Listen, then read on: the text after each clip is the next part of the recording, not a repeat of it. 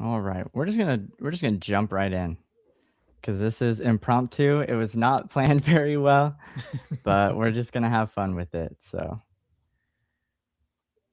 move over to this. I'll have it planned out better next time. So,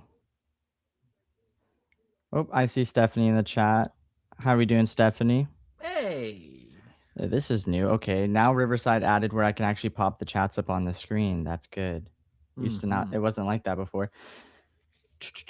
And we have Erica in the chat as well. Hey, Erica.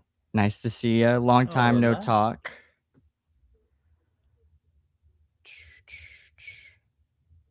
Yes. So originally, my plan was to come do a spoiler stream for Scream 7, but I figured most people were probably going to do that anyways. And so I thought it'd be more fun to do a ranking video. And who better to do a ranking video with than to have my good friend Brett come onto the channel and do it with me. So that's what we're going to be here doing now. We're going to go through not only the 7 films, but we're also going to include the TV show.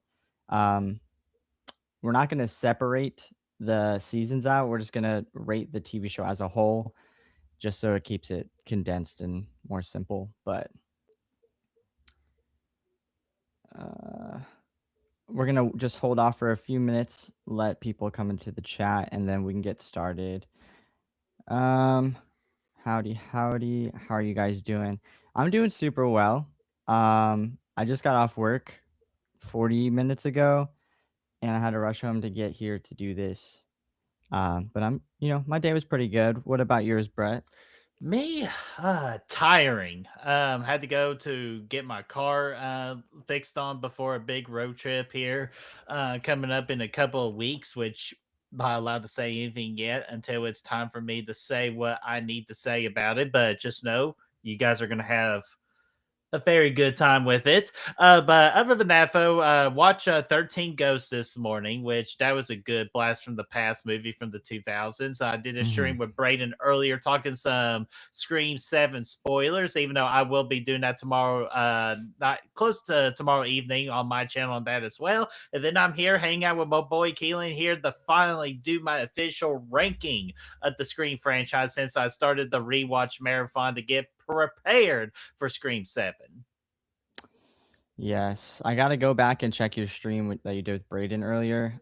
I told you earlier that I avoided it because I wanted to see what your thoughts are on Scream 7 when we sat down to do this. So I'm looking forward to see what your opinion was. I avoided your letterbox. I avoided your short that you posted about it. I avoided everything I could. So Oh no, it's and gonna that be. and that is perfectly fine, man. Like I truly get it because I'm one of those too where I intentionally don't look at other people's either until I post in my own for the same for Hmm. mainly the fact it's just I don't want to copy what anybody else says.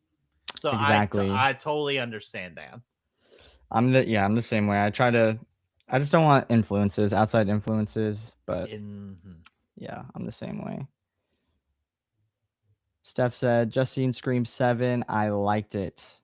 Yes.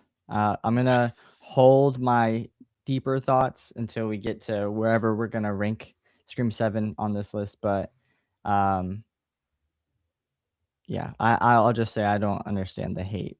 But, Oh man. and then Erica said Scream 7 could have been better. Okay. Hmm. I mean, I'm also not going to argue with that either. So, but I we've already been live 5 minutes. I'm cool with jumping in and getting started. If you are, Okay, I'm because good with every. Hey, this is your show, so I'm just here for the ride, man. this is my show. Yeah, I don't buddy. know. All right. Do you want to do the honors of starting off the list? Well, Yeah. actually, let me roll back a second. The way I would like to do it, which I think you probably figure this is the way we would do it, is you and I go back and forth. So like you'll Mhm. do your number 8, I do my number 8, and then 7, 7, 6, 6, so on and so forth. Yes. Cool. I'm Okay. totally good with that. Yes, All right. I'll call that the traditional method, so I'm totally Okay. good with that. Fair enough. Real quick, we got Fachi in the chat. How you doing, Fache. Fachi? Good to see ya. Scream 7 ruled. He I'm gonna keep loves his slasher. I'm gonna keep my opinions close to my chest until we get to that point, but I'm glad that you liked it. I'm glad that you liked it. So, just one more time for anybody who didn't hear it, we're going to be including the TV show in the ranking. So, we're going to be ranking all 7 movies and then the TV show as a whole. We're not going to be ranking each individual season just for simplicity's sake. So, yeah. Brett, you may do the honors of getting us started and telling us what your number 8 is going to be. Okay, well, my number 8 should really be my number 7, but because of season 3, that's why I can't do it. No matter how Mm, bad I want to put the series at number 7 versus number 8. But if we're combining everything, I have no choice but to do this. So my number 8 is going to be the entirety of the MTV series of Scream.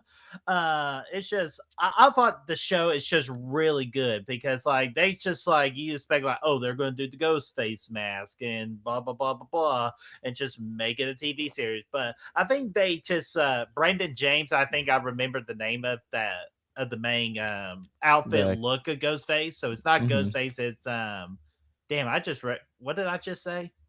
I haven't seen You're the show in a while. no, you're saying that it's not like Brendan James is more like the Brandon James. the Yeah. yeah, yeah. Yeah, so So it's you had the not name right. Ghostface. So it's Brandon James. And I love the look of Brandon James, okay? Like, Mhm. I just think it's a very unique look, but it's kind of like combining both of the Ghostface and the I Know What You Did Last Summer vibes in a little bit. And even like Kang See No Evil with the clear mask and all that. So Yes. it's combining all these different elements from all these cool horror feelings in the horror genre. And I really like that. I definitely love the friend dynamic group and I think for Mhm. any Scream movie, that's very crucial and very, very important.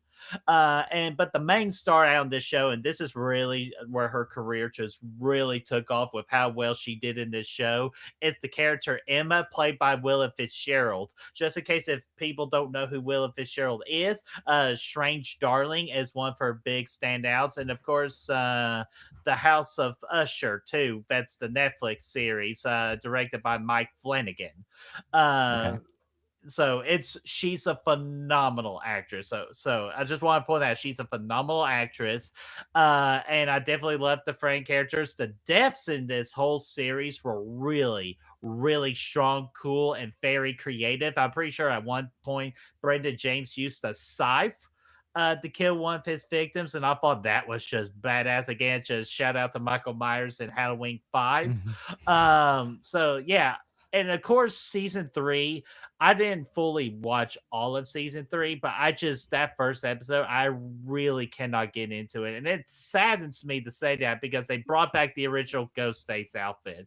They brought back or they put in Tony Todd in it to try and get some nostalgia, some big recognition into it. But I Mhm. couldn't get into the Frank characters. I just couldn't get into anything that was offered me. Plus, your first scene of Ghostface being on the moon, like his face literally being on the moon as your first shot, it's not going to go well for you. So, but the first 2 seasons, I absolutely adore. I think they're a great time. If we were just counting those first 2 seasons, it will actually be my number 7 versus my number 8. But we got to include the third season, the redheaded stepchild of the whole deal. So my number 8 is the Scream TV series.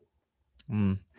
Yeah, and that's why initially I was tempted to separate the seasons out because we wouldn't have had to factor in season 3 and it bring the ranking down for the entire TV show because I Hmm. mean as you said I agree with everything that you said. Seasons 1 and 2 are great. So, um yeah, I like the way your list is starting out. It makes sense, obviously, and I'm not going to waste anybody's time. My number 8 spot is also the TV show. I think it just makes sense, especially when you have to factor in season 3 as you said. I actually finished season 3 and that was the most recent season I watched, and I still remember less about that season than I do about the other 2, and so, like, I do remember just being like, "What happened?"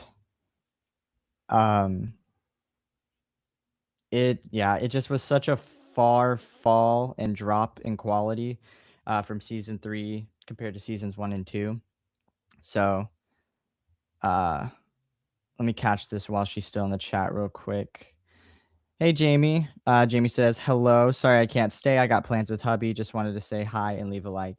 Well, I appreciate you stopping in, Jamie. I hope you enjoy your plans with your husband. And we'll see her Um, tomorrow night. yeah, yeah, yeah. We'll see you tomorrow night. I'm excited. Um, but yeah, back to what I was saying. Oop.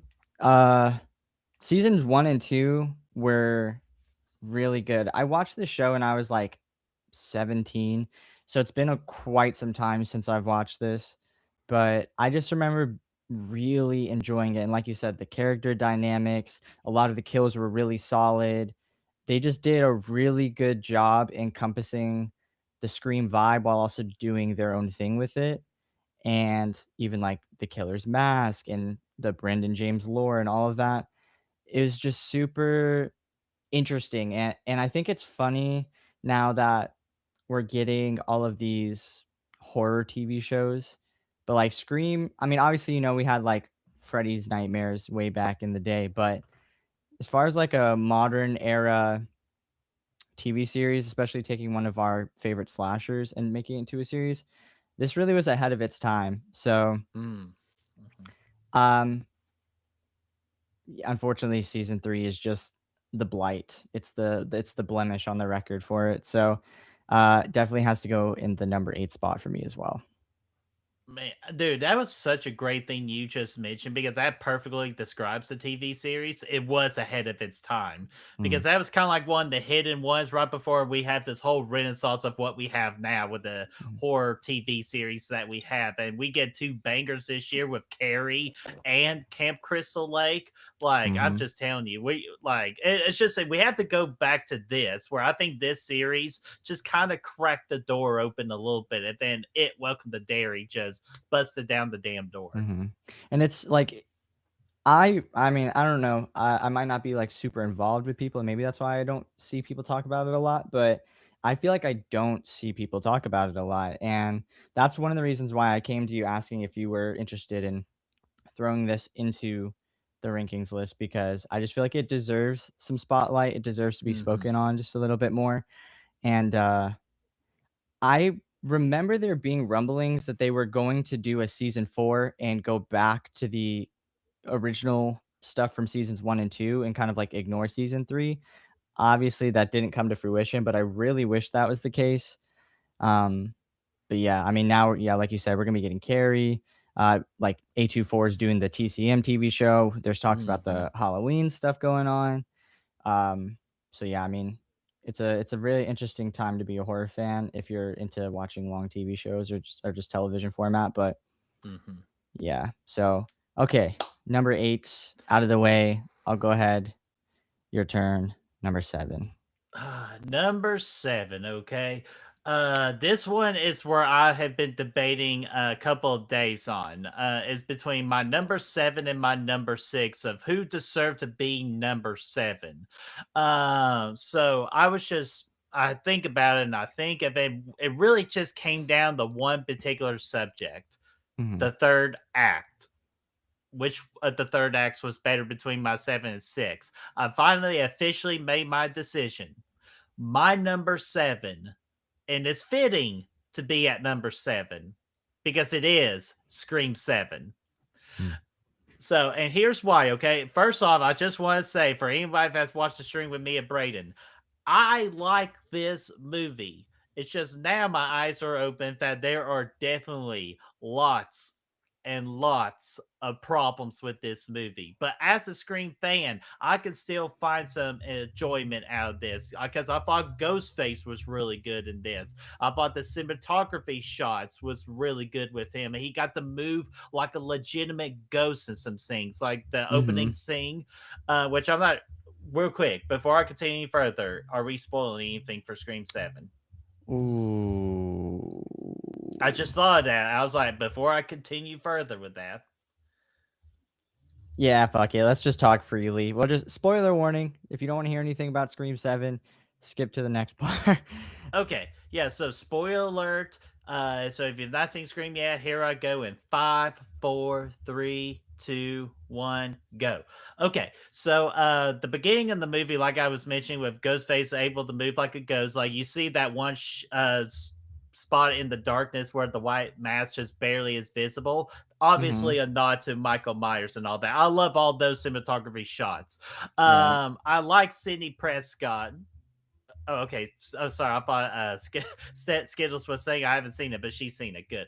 But I thought Sydney Prescott was really good in this, or excuse me, Sydney Evans.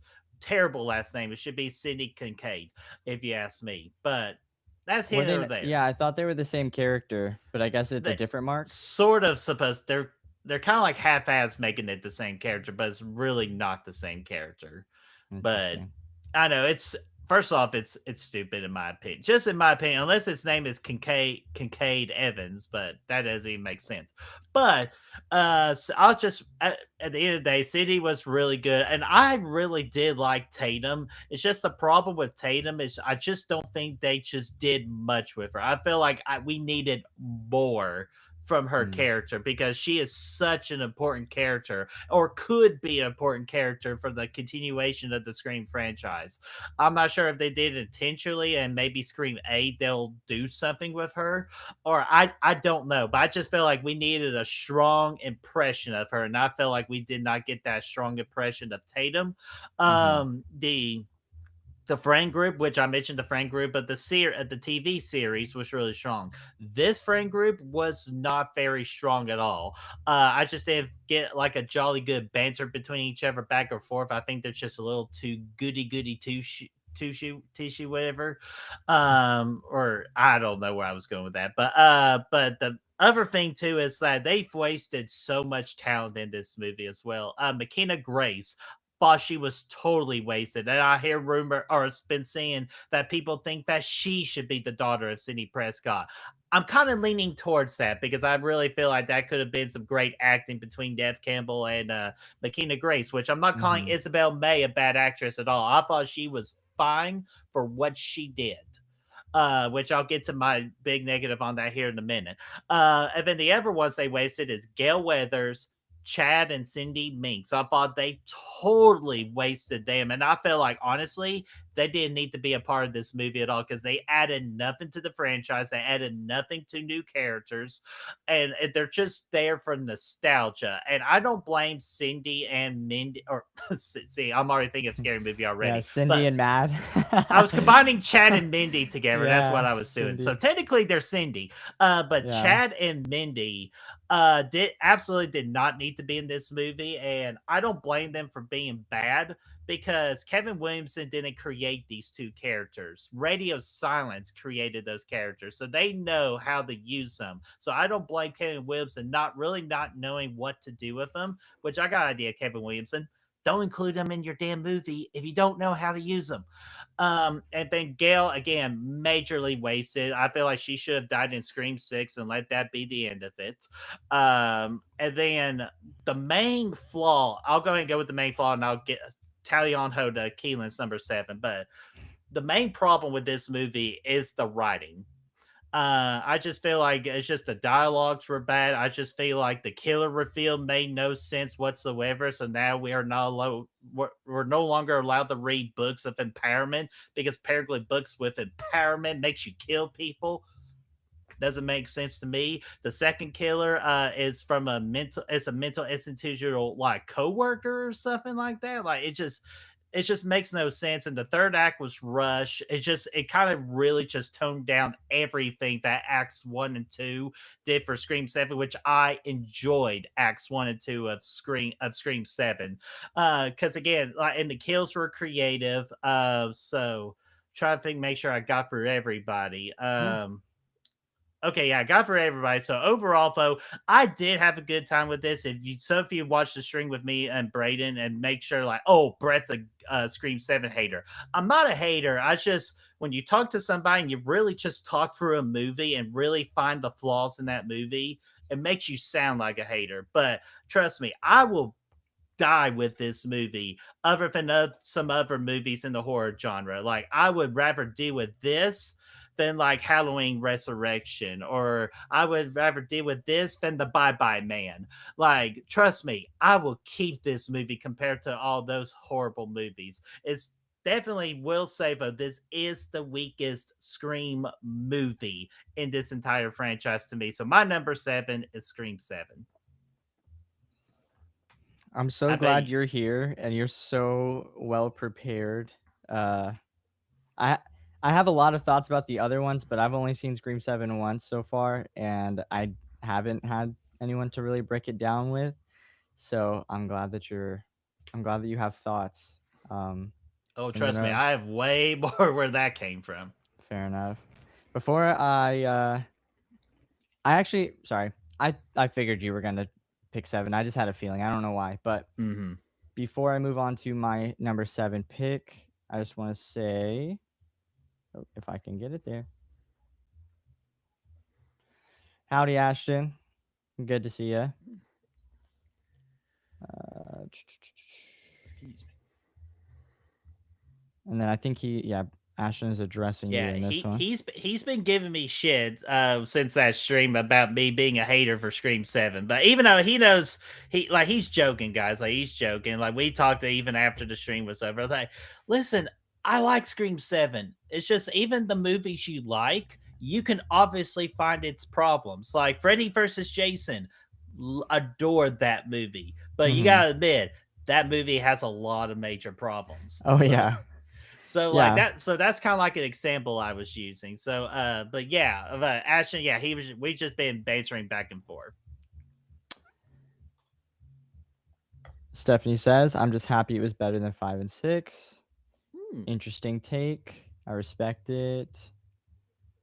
And then we have Eli. Howdy, Eli. Eli. Thanks for stopping in. All right. My number 7 pick. By the way, guys, I'm pulling these off my letterboxed, and my letterbox just so happens to be in the description. So if you don't follow me on letterboxd and you like letterboxed, I'm becoming an expert letterboxer. I'm a letterboxing champion, okay?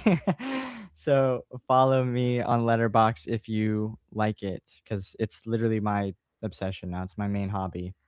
So and then real quick, Brooke says, "Hey everyone, howdy Brooke. Thank you for joining into the stream.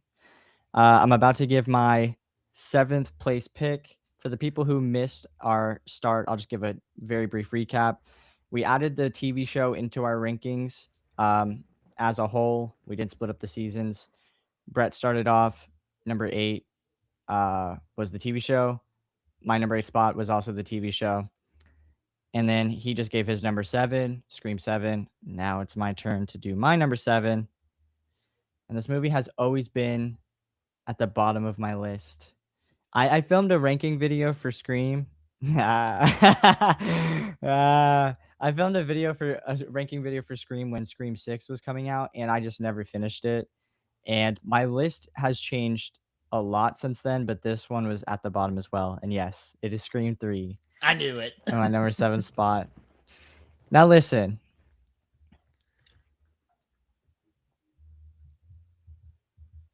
I just recently rewatched all of these movies in preparation for Scream 7, and I'll admit, my most recent watch of Scream 3 was better. I don't know if it's because I was watching it with Olivia and it was her first time watching through all of them. Um, and like I didn't tell her my opinions on any of them because I didn't want to influence her opinion on it. I just wanted to Mhm. watch them with her and then kind of let her decide. And I liked it more than I did in the past. I just still don't like it more than any of the other ones that I'll be putting in front of it. Um, I think, and it's not a bad movie. Like that's the thing.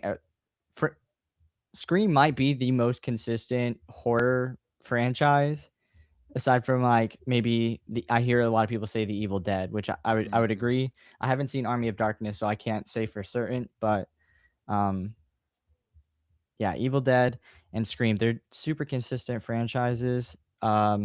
Even with Scream 7 and all of its flaws, still a very good quality movie. So, Scream 3, I think I just really don't like the premise, like the storyline with the movie being made in the movie. I don't like the I don't know the actress's name, but the lady who's acting as Gale Weathers in Stab, um, there's something about her and all of those characters that just really get on my nerves. I don't really like the single killer being Roman and it being her brother. I don't know. It doesn't work for me. It feels like too out of left field. And I also don't like how by introducing Roman, um, it kind of like starts to change the effect that Billy and Stu had and like or like the impact that their killings had on the original because come to find out Roman's the one who kind of was like the puppeteer of that situation and I just don't really like how it starts to mess with that whole thing. So oh, I also hate Gail's bangs. Oh my god, they piss me off so much, man. It is so bad. Courtney Cox is too pretty to have fucking hair like that, and every time I see it, I'm like, "What is this? What is this?" Um, let me see. Let me see.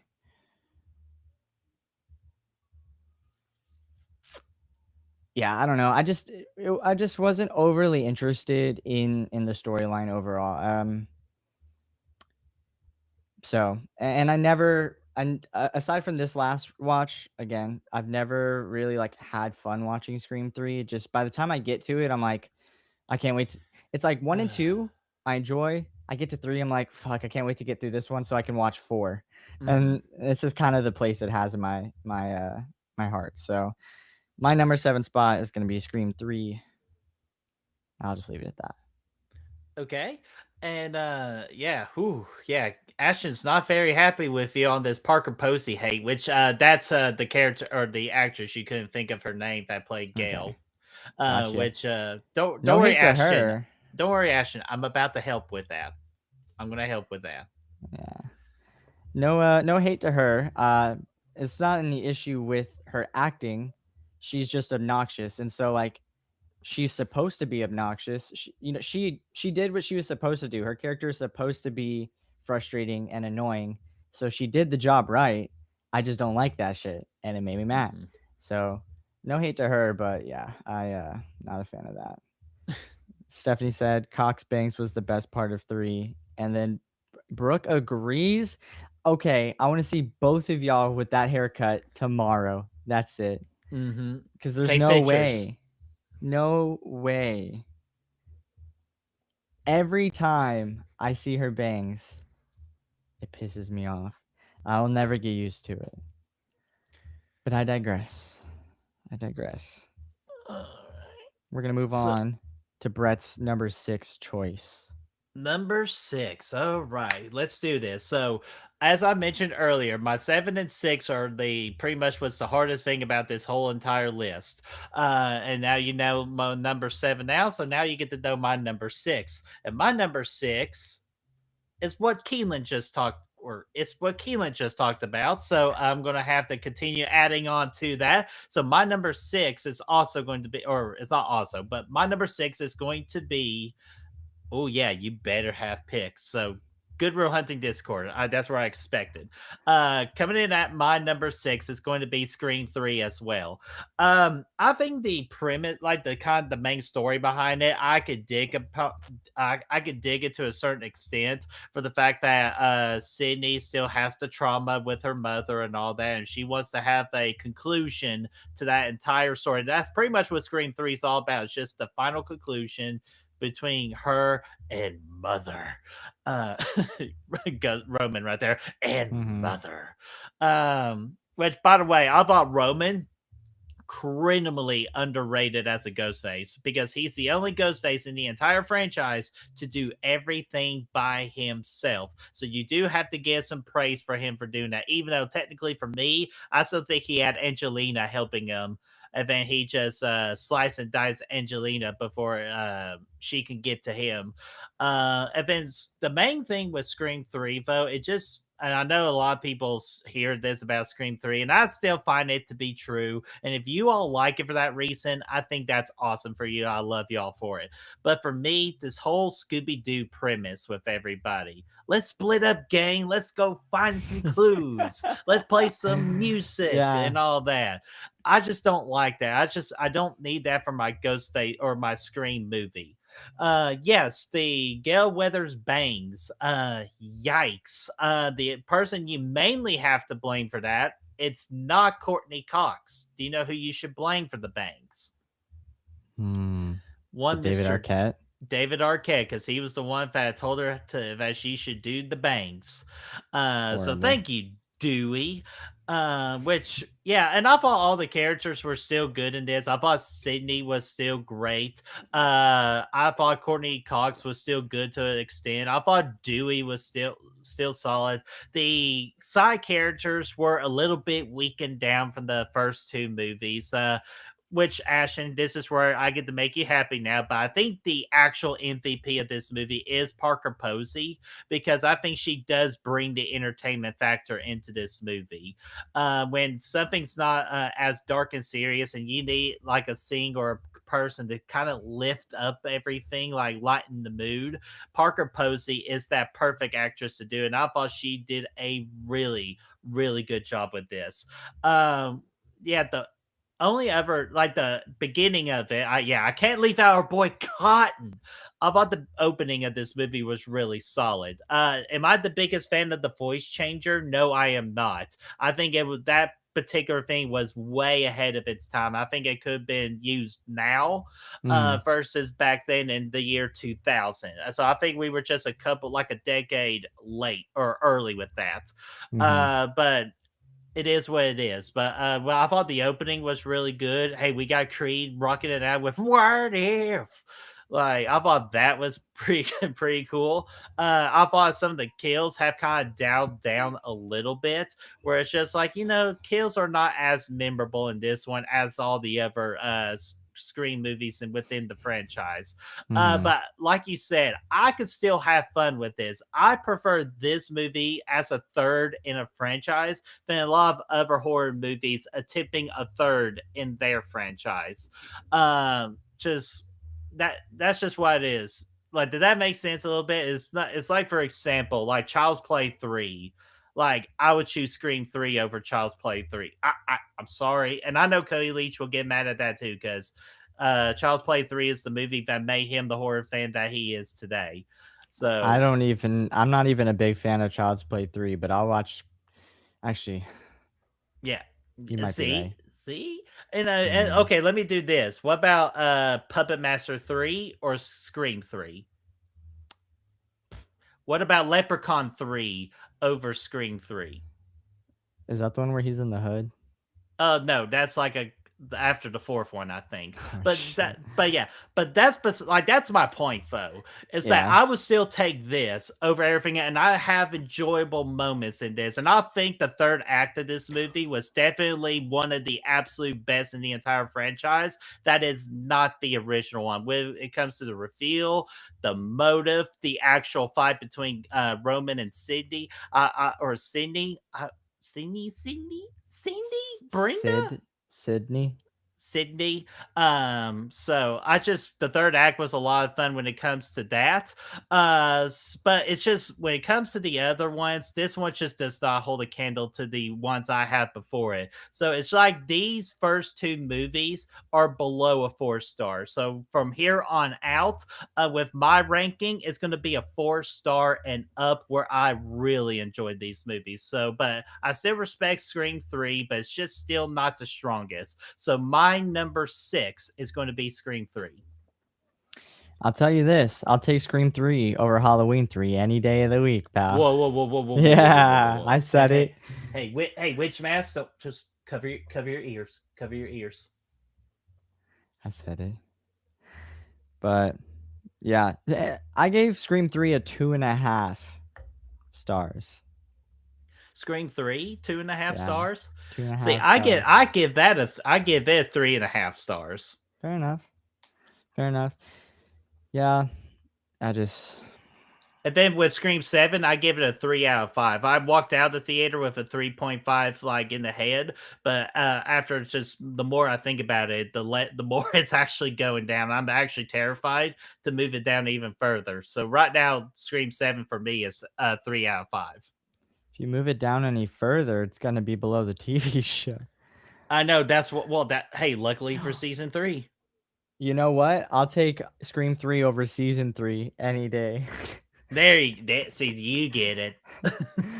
But yeah, I mean, I definitely understand. Uh, it's not a bad movie. It's really not a bad movie. It's watchable. Every time I watch it, I'm not like, fuck, I hate this movie. There's just things about it that really get on my nerves. But like I said Mhm. before, Scream as a franchise, top quality. So, I Right. mean, if Scream 3 is the worst movie in your franchise, arguably, I mean, you really shouldn't complain. So, let's see.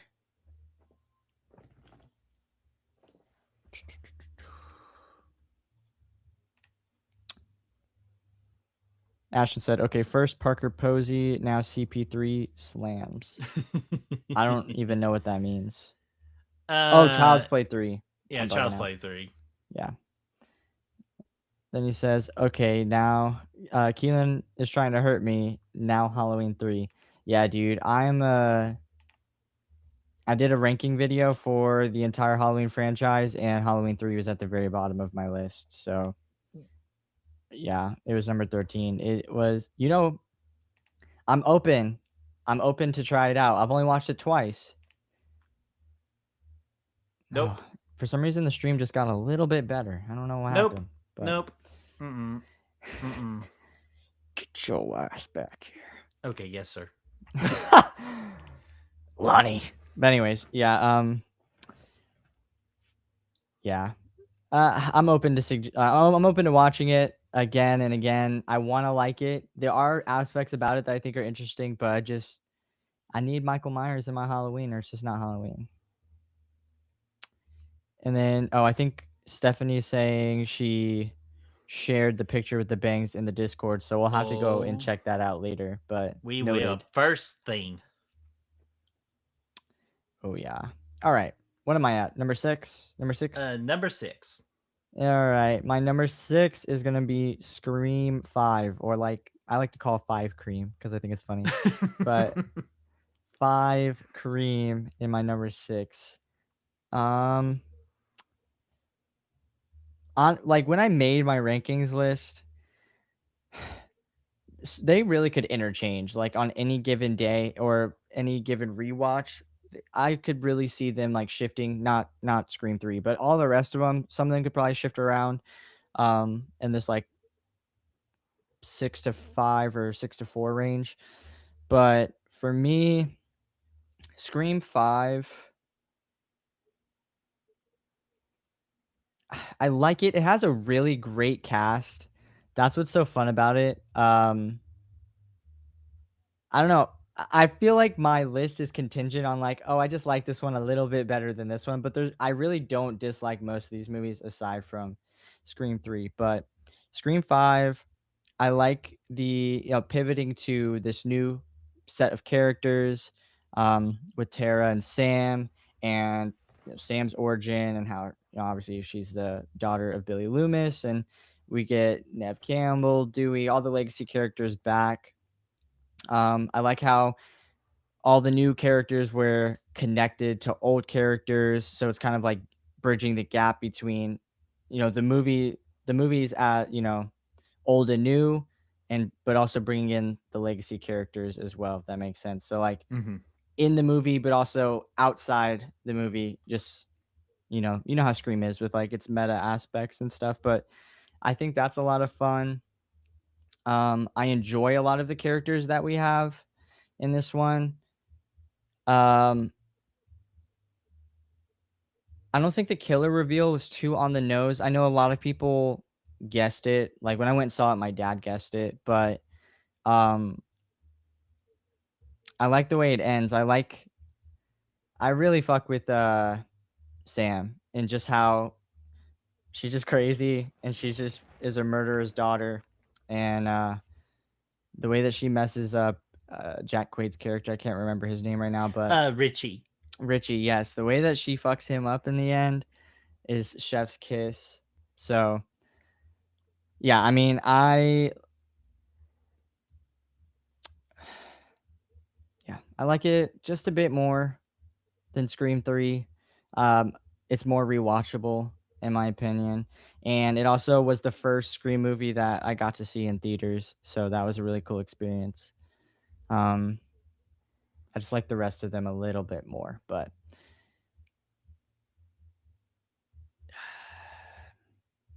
oh,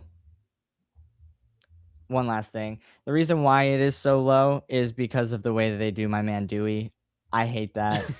And the fact that it was why can I not remember her name? The girl Amber. Amber, thank you. The fact that it was her that killed him just really pisses Mm-hmm. me off. Because her character is just annoying. She just has a bad attitude through the whole movie. So the fact that she's the one who gets to do the job just really pissed me off. But I've always hated that whenever they killed Dewey off. Um, when I first saw it in theaters, it really just frustrated me. I wish they had maybe taken Gail out instead. If they had to take somebody, take Gail and her bangs with her, but they didn't do that. And yeah, I don't know. I know a lot of people feel the same. I really like Dewey's character, so it pissed me off when we end up seeing what happens to him, especially because him and Gail, they didn't get to reconnect. That's one of my favorite. Oh, and that's something I didn't say about Scream 3. I I like well, I guess this really goes for every Scream movie. I love how we just get to see them reconnect and like their bond breaks down and then it Mm-hmm. rebuilds and breaks down and rebuilds.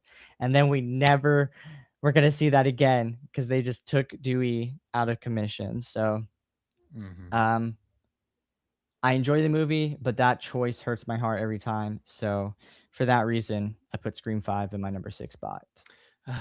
R.I.P. Dewdrop. R.I.P. Dewdrop for sure. Hey, Dewdrop. Uh, Gosh. Patrick Wahlberg, I swear, man. Another highlight from Scream 3 right there.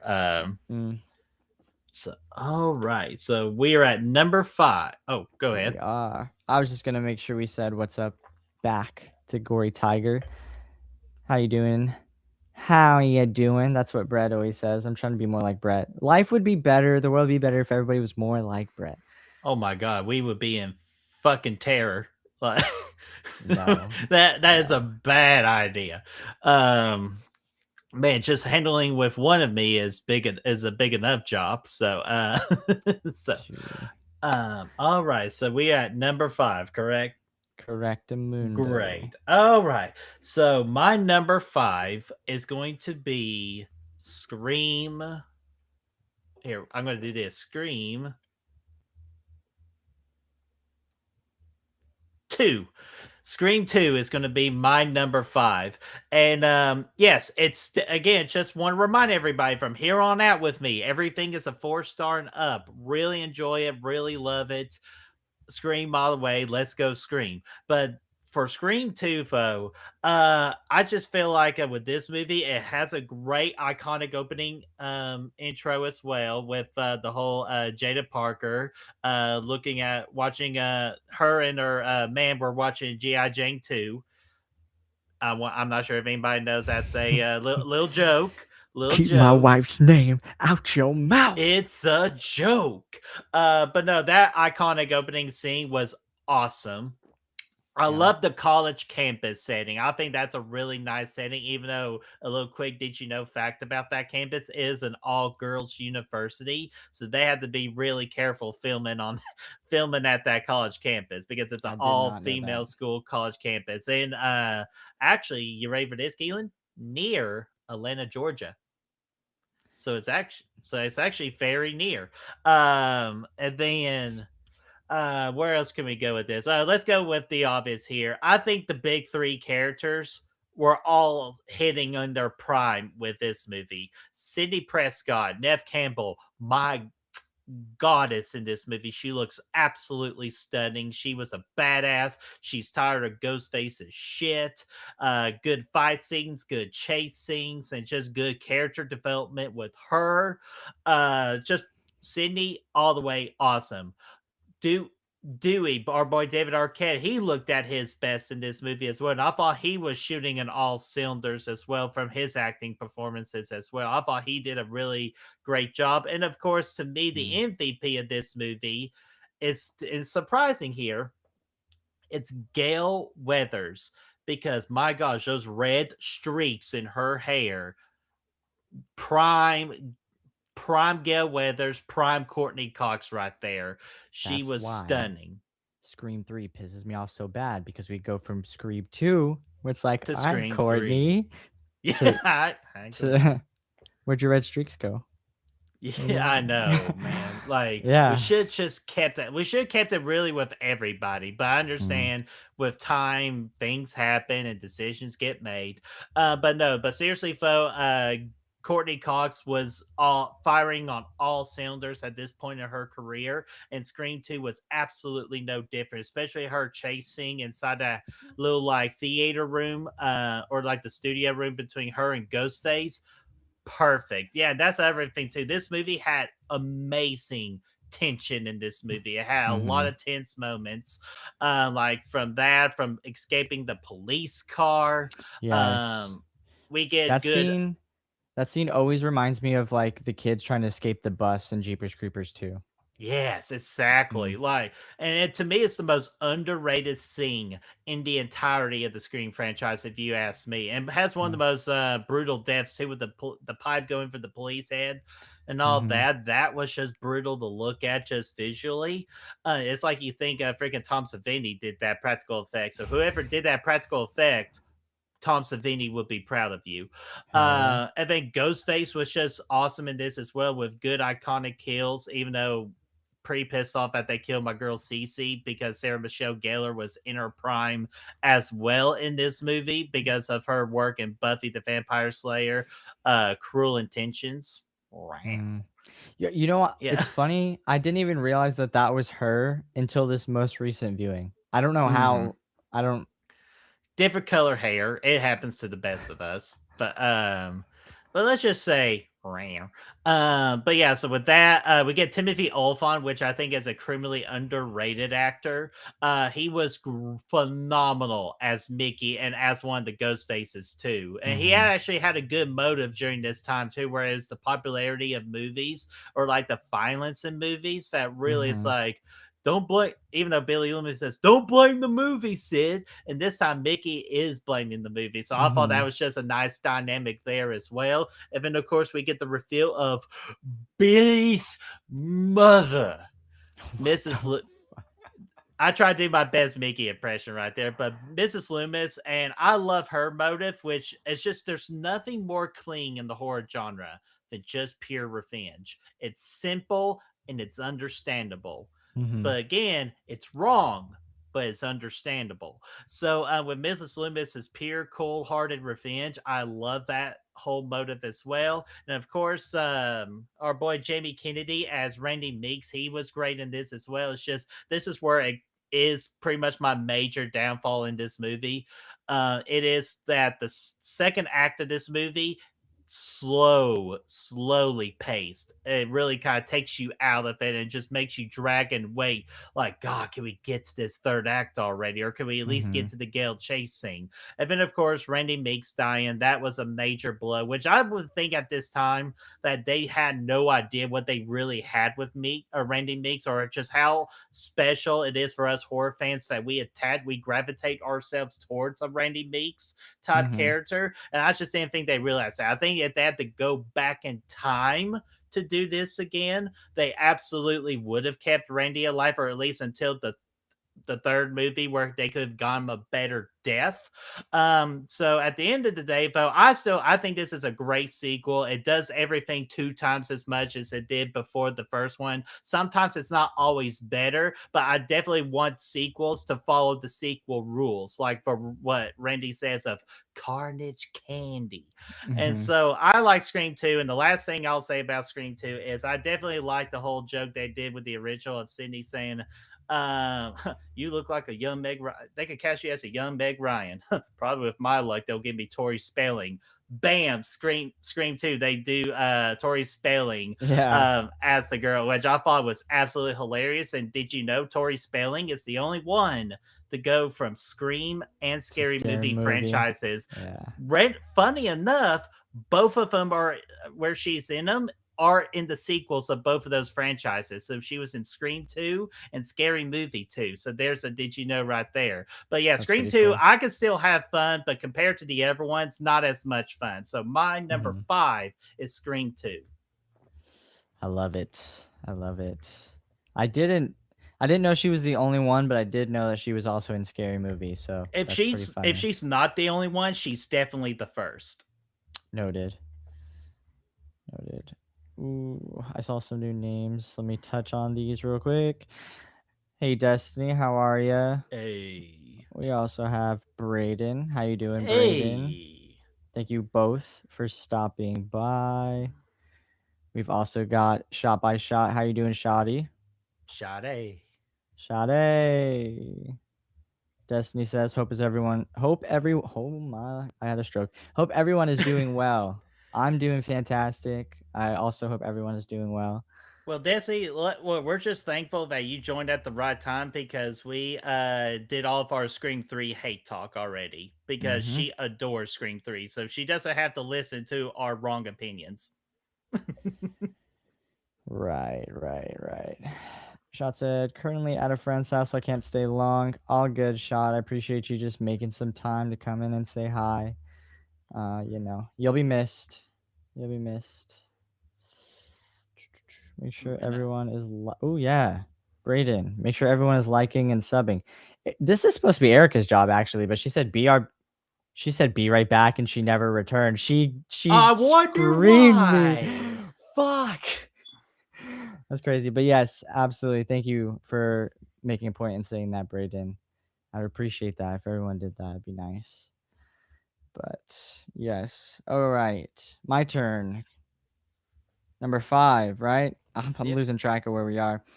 Like keeping track of numbers and keeping track if I'm solids or stripes in pool. I'm the worst with both of Oh them. my god, It's that's terrible. me with pool right there.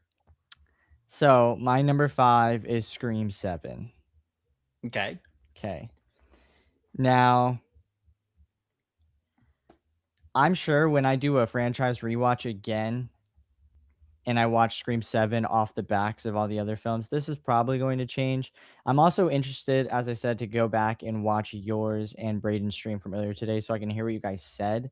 Because I'm sure you guys have great perspective on this.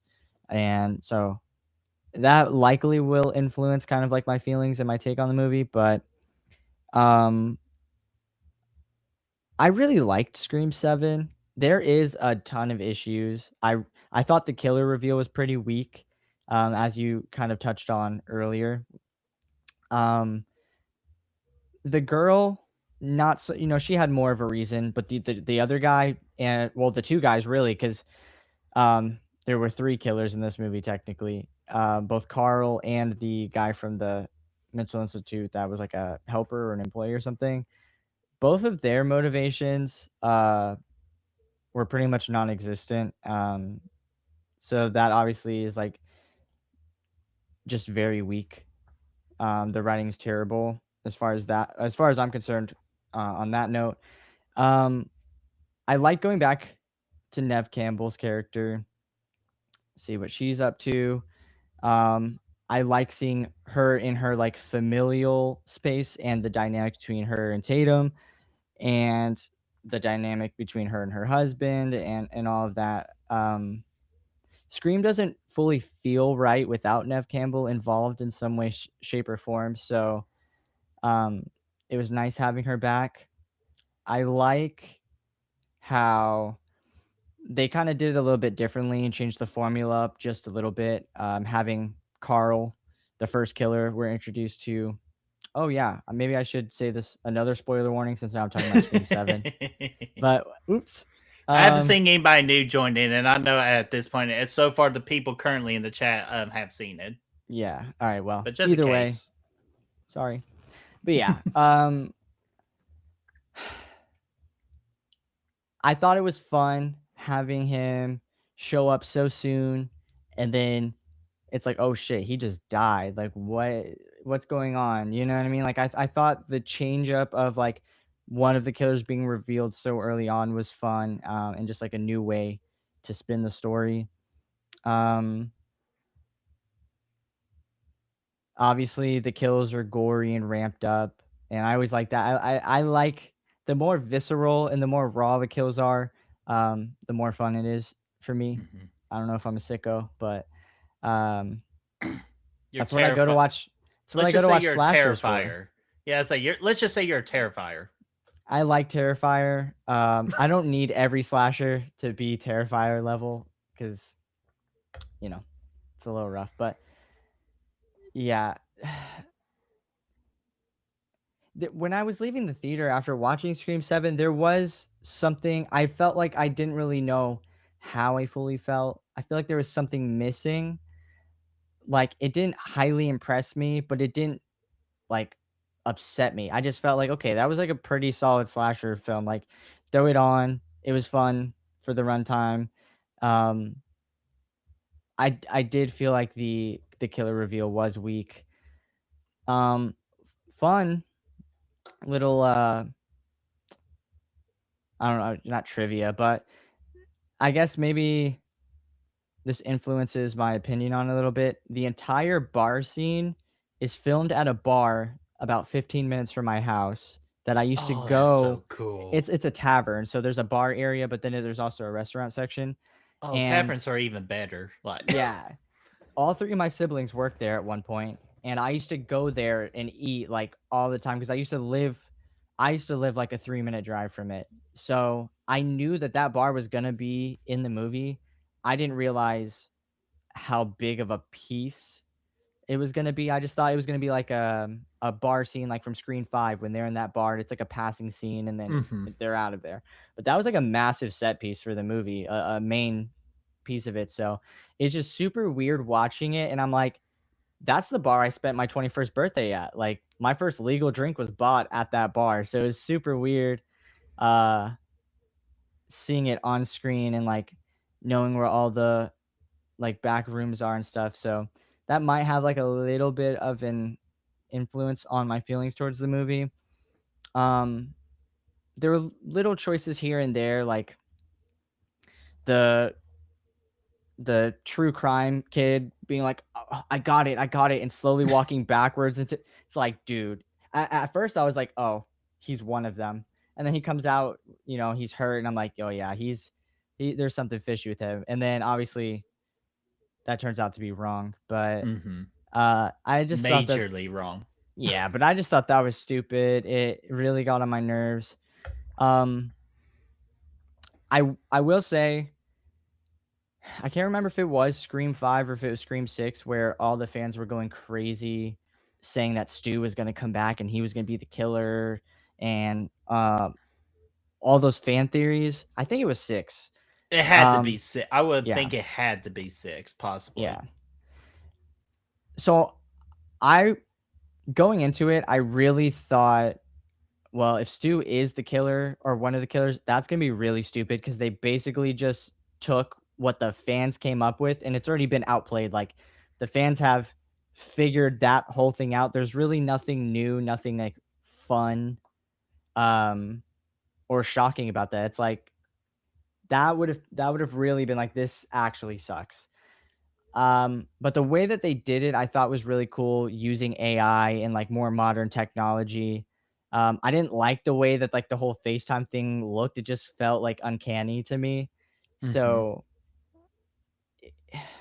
there's like a middle space there where I felt weird about it, but I also was like, okay, like this is if you're gonna bring Matthew Lillard back and have Stu in the movie, this would be the way to do it.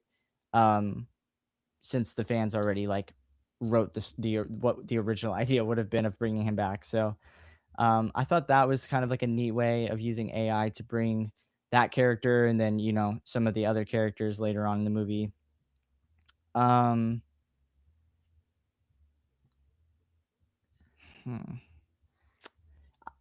I'm inclined to agree with you. Tatum's character was a bit on the weak side. And there are just like little decisions that certain characters made that I was like, Oh, it's stupid. It's like that, like the boyfriend doing like the AI thing on his laptop, and he was like, "Oh, I just was checking to see if it worked," and like it just felt too on the nose for me. It was really weird. It's like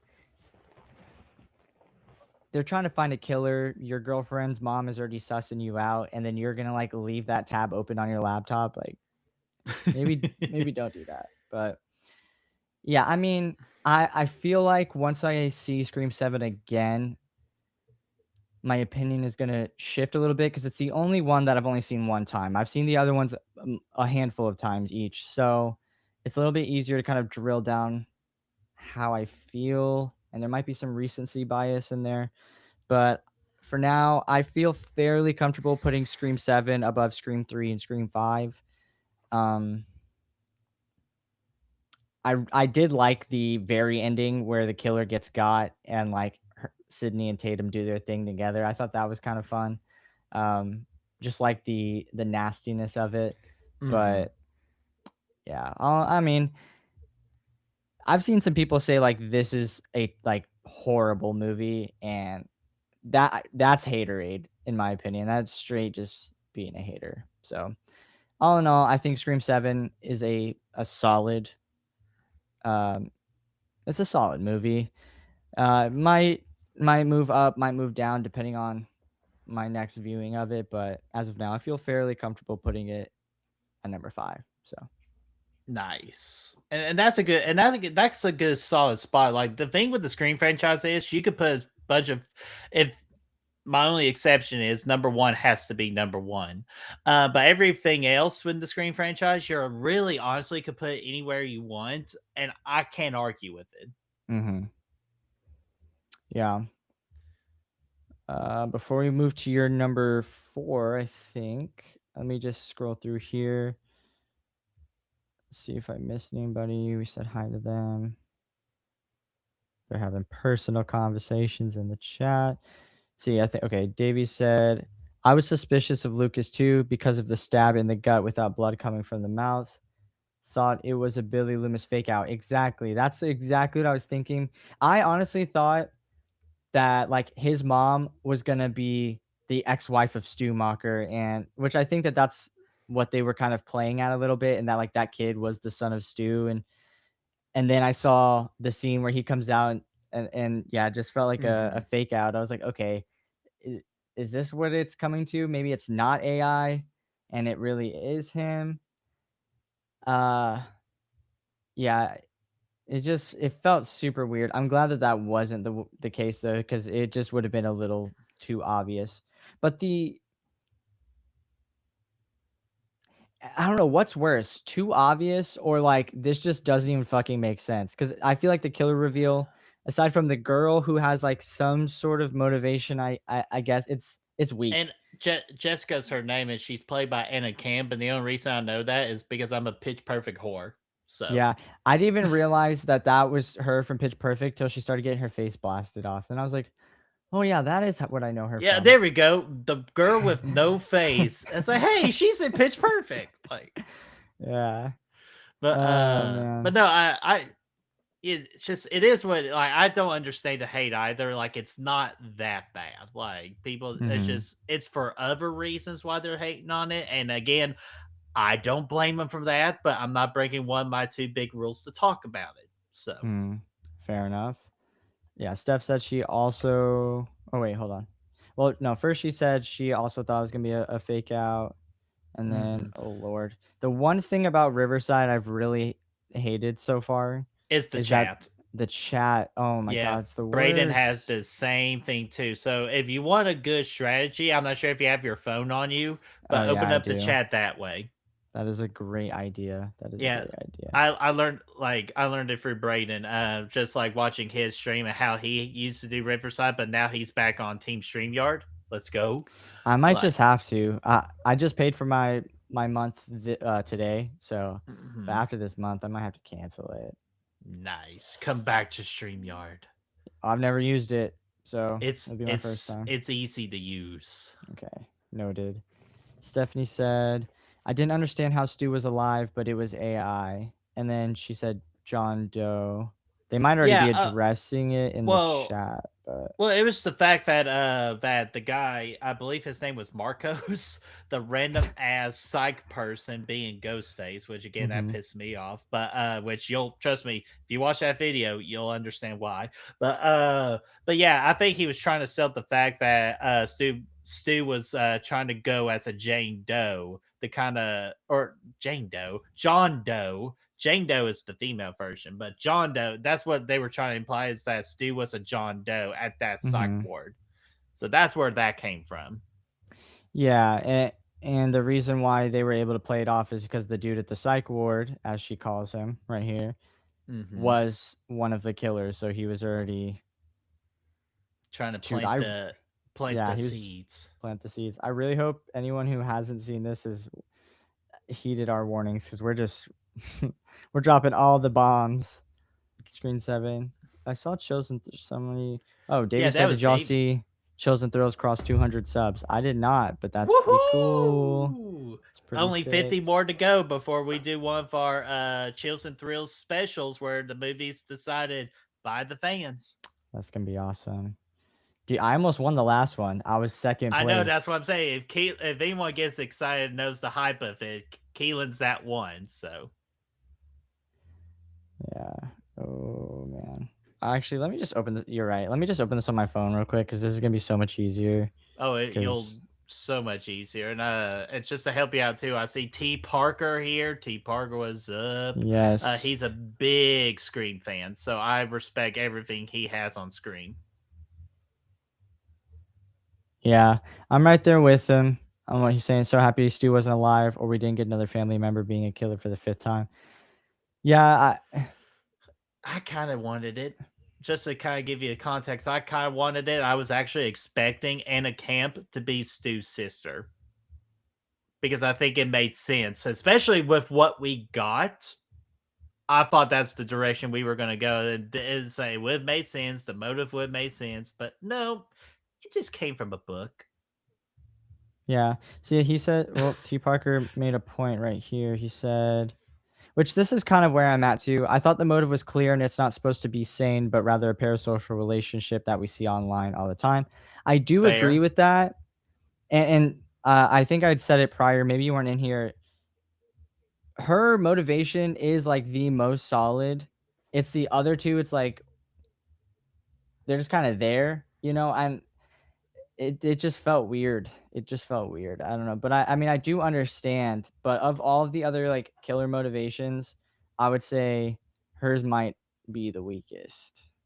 Hmm. But I Yeah, don't and it's know. just I also feel like the execution was not no bueno.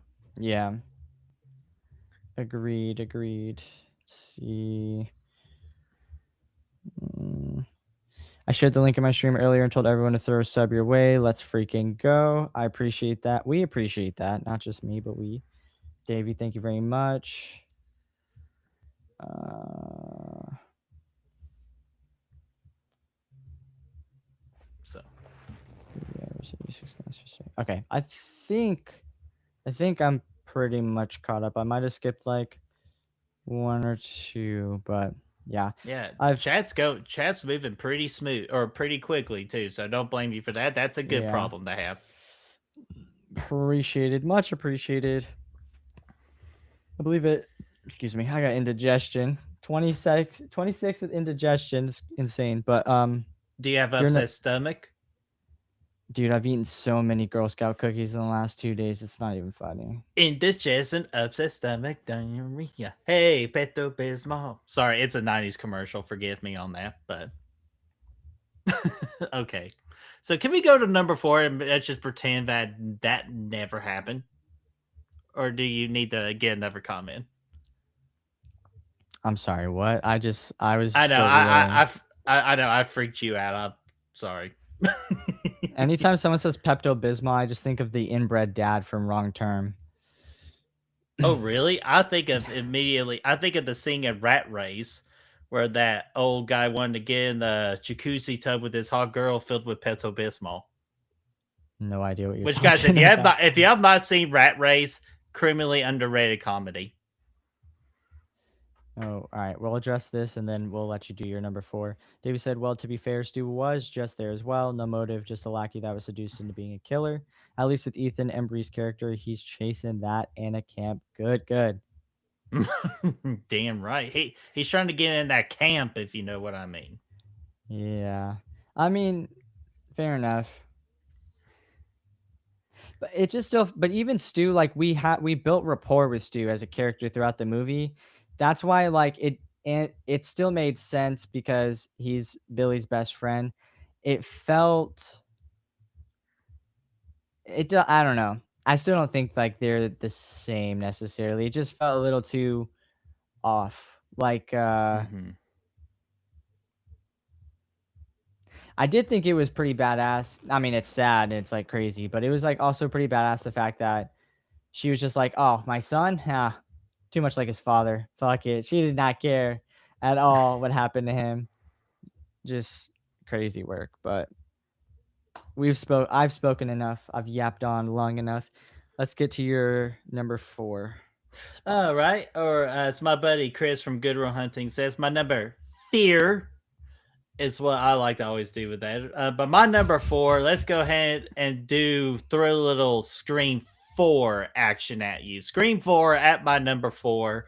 The strong the strong elements of this movie, the first strong element is this is probably at this point, or at this point within the franchise of the four movies, this is the most brutal ghost face we have yet.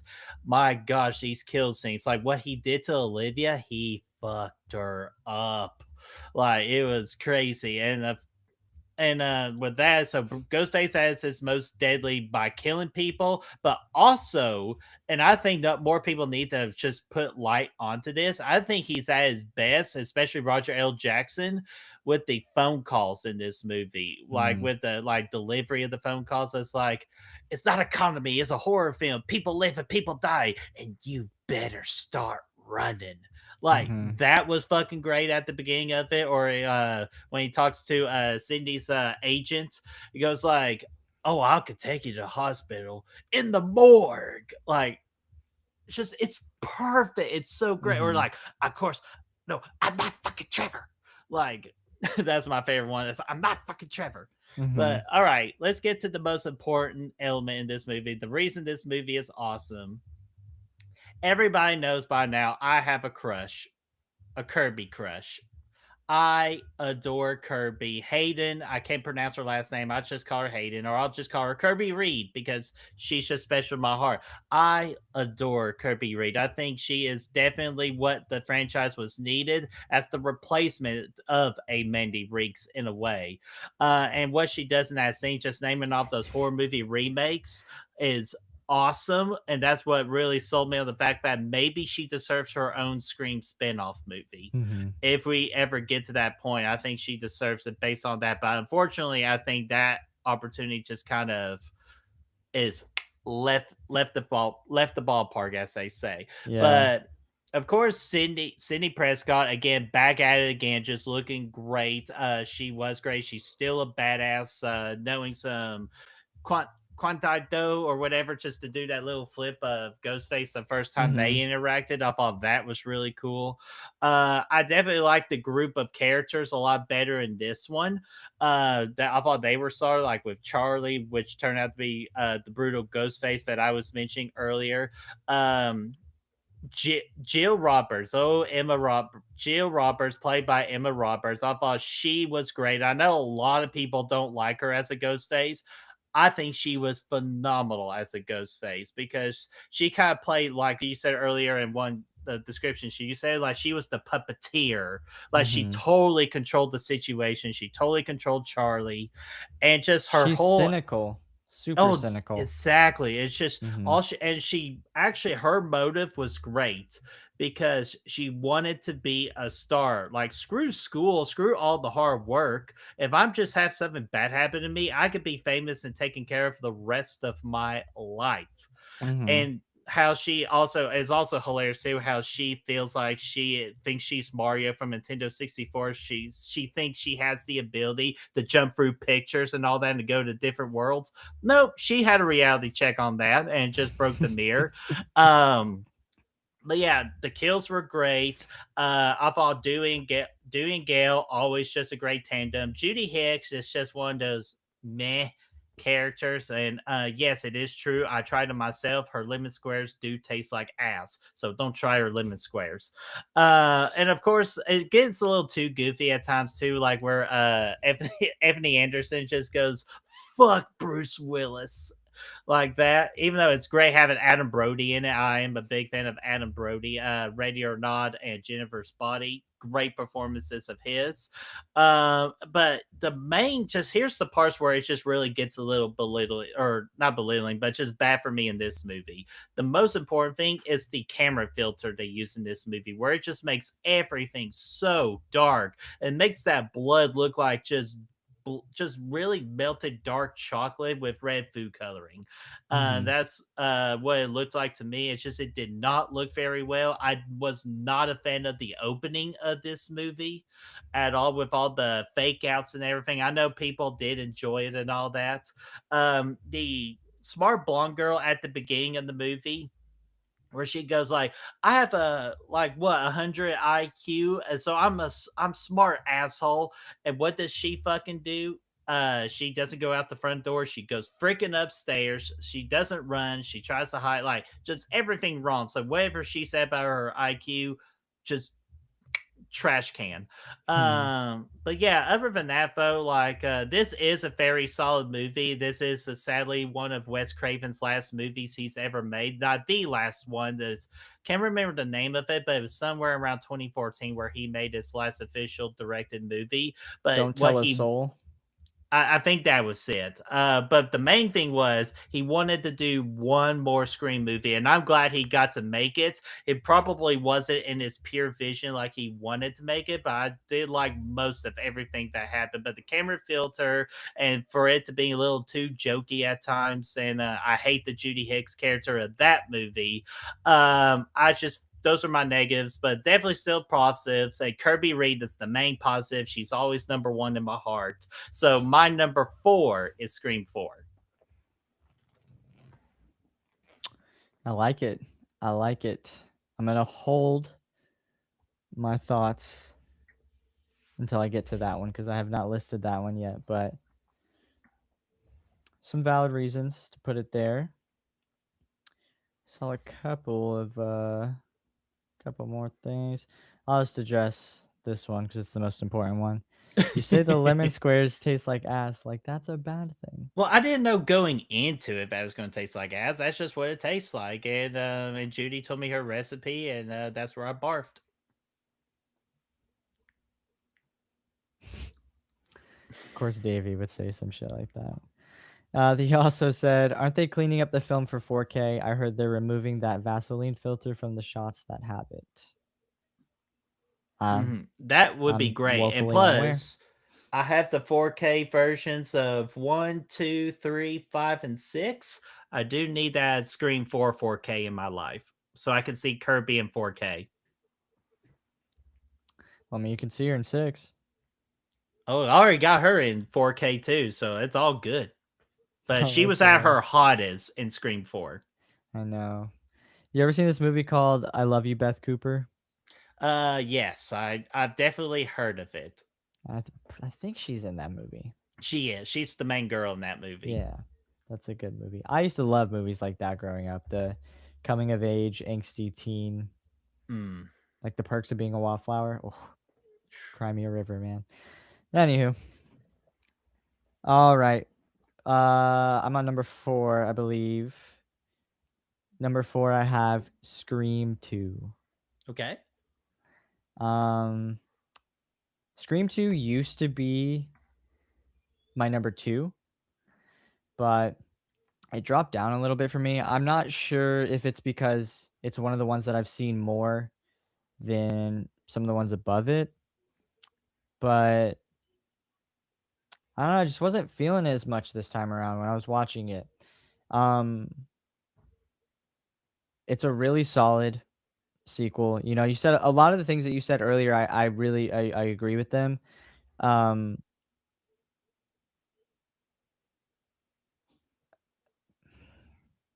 I don't know, coming off the coattails or coming off the backs let me not say it like that, what the pause. After watching Scream 1, going into Scream 2, it just does not I feel like it just does not hit the same. And, Mhm.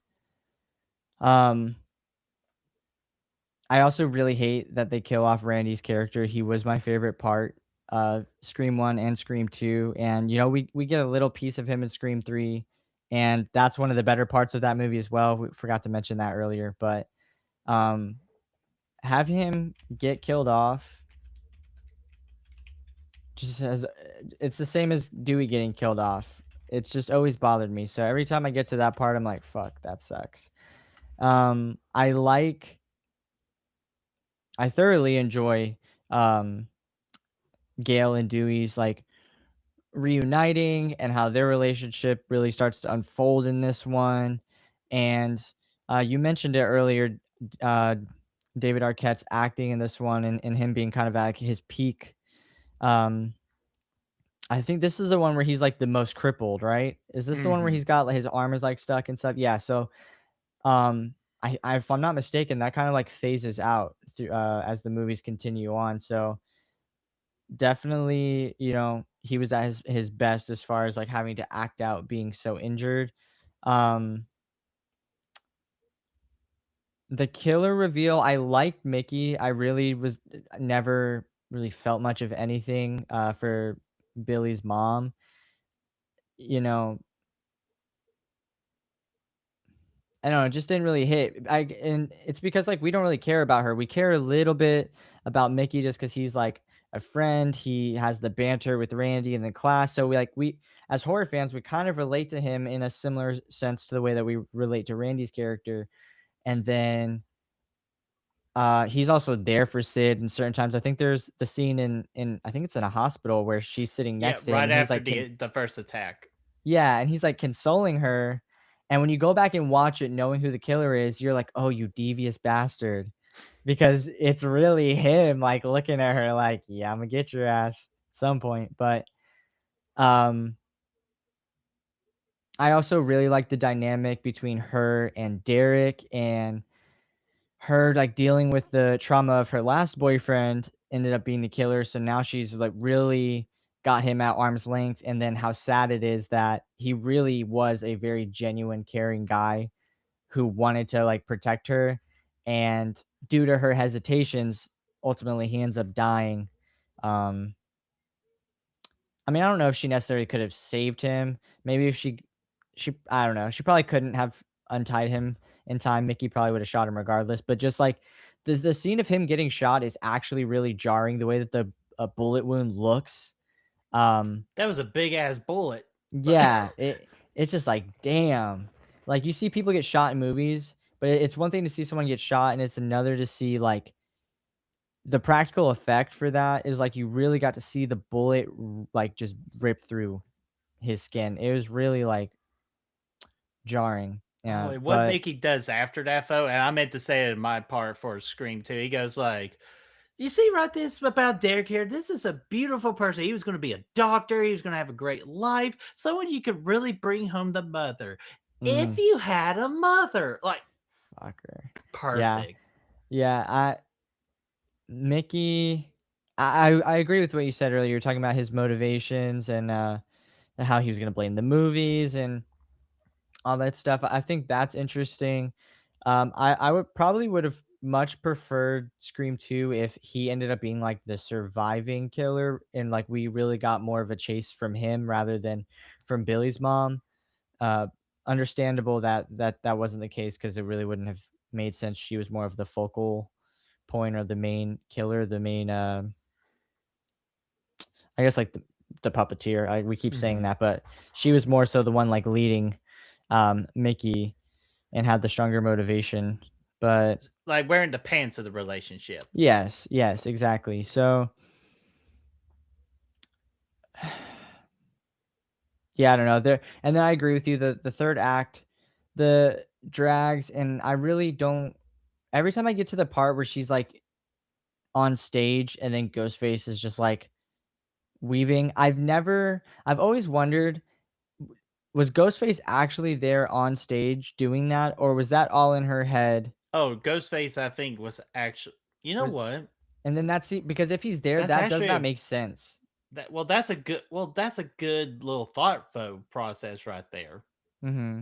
Just when you Because it's think about it. either okay, if she's like, there's masks, she's already like in her head, people are dying. She already was saying that she wanted to quit, and I believe they have that conversation with her and Hmm. the theater director Yeah, she's a prior to that fighter. scene. Yeah, and um then that ends up happening. So I like the scene if it's more of metaphorical representation of like what she's seeing in her head and like the emotion she's dealing with at the time. But if it's really Ghostface on that stage doing that, that has never made sense to me. The people around would have obviously been like, "What the fuck?" The theater director, the people who were sitting out in the seats watching what's going on, would have obviously seen it. Because then when she falls and he says like, "Stop," it's it's as if he didn't see him, and so it's like that doesn't make sense if it's actually Ghostface doing that. But if it's supposed to be more of like a representation of what she's like dealing with in her head, then it makes a lot of sense. But um yeah. I think I think what it came down to ultimately, as far as me putting Scream 2 at 4, is I think I just enjoy my enjoyment levels as I was watching through the franchise again. I just enjoyed the ones I put ahead of this one just a little bit more than I did Scream 2. Again, on any given day, some of these really could get jumbled up, um, moved up, moved down. The only one that I'm like set in stone, Scream 3 is the last one, and then my number one. Other than Hmm. that, everything in the middle could probably shift around depending on just how I feel as I watch through them. But this is kind of where I'm at now. So yeah, for those reasons, and then you'll see why I put the other ones ahead of Scream 2 as I when I get to those. But for now, I feel pretty confident just leaving Scream 2 as my number 4 for now. Hell yeah. But let me get to some of these. We got a couple more in here. They're talking about the 4K. All right. Davey said, losing Randy is such a gut punch. I hate it, but it's a big Hmm. swing and it left a huge impact. Yes, I know. I still just don't like it. I just don't like it. And I don't, nobody ever like truly fills his, I mean, Kirby's really the only one that like felt like they filled his shoes. Mindy is okay, but I don't know. Nobody does it like Randy does it. So, Hmm. um, yeah. Steph said she was tripping because no one else seen Ghostface. Well, yeah, but was she tripping because nobody else saw Ghostface, or was she tripping because she's the only one who saw Ghostface because he wasn't there and she was actually tripping out? You know what I mean? I don't Hmm. know. I'm curious. Um, T. Parker said that was Mickey in costume. He had to edit. Derek mentioned that. If Hmm. that was a physical person in that scene, then I hate that scene. Absolutely hate that scene. It just to me, it just doesn't make sense. Yeah, like you don't think anybody else would be like, well, wait a minute, we're not supposed to dress up as Ghostface. Holy shit, it's Ghostface. Like, Hmm. Ashton said they missed out not using Billy as AI to mess with Sydney, but guess Skeet didn't want to come back again. I feel like they kind of just like already did that with not AI, but just brought as a ghost. yeah, I brought Billy as a ghost in Scream 5 and 6, so, like, doing that again kinda just felt like they were kind of replaying the same ideas, so that would've felt like low-hanging fruit in my opinion. Mhm. Um, yeah, even T. Parker said Billy Loomis is overplayed. I agree. Um, Steph said Billy's my favorite ghost face. Good, that's a good number Yeah, 1. I'm inclined to agree.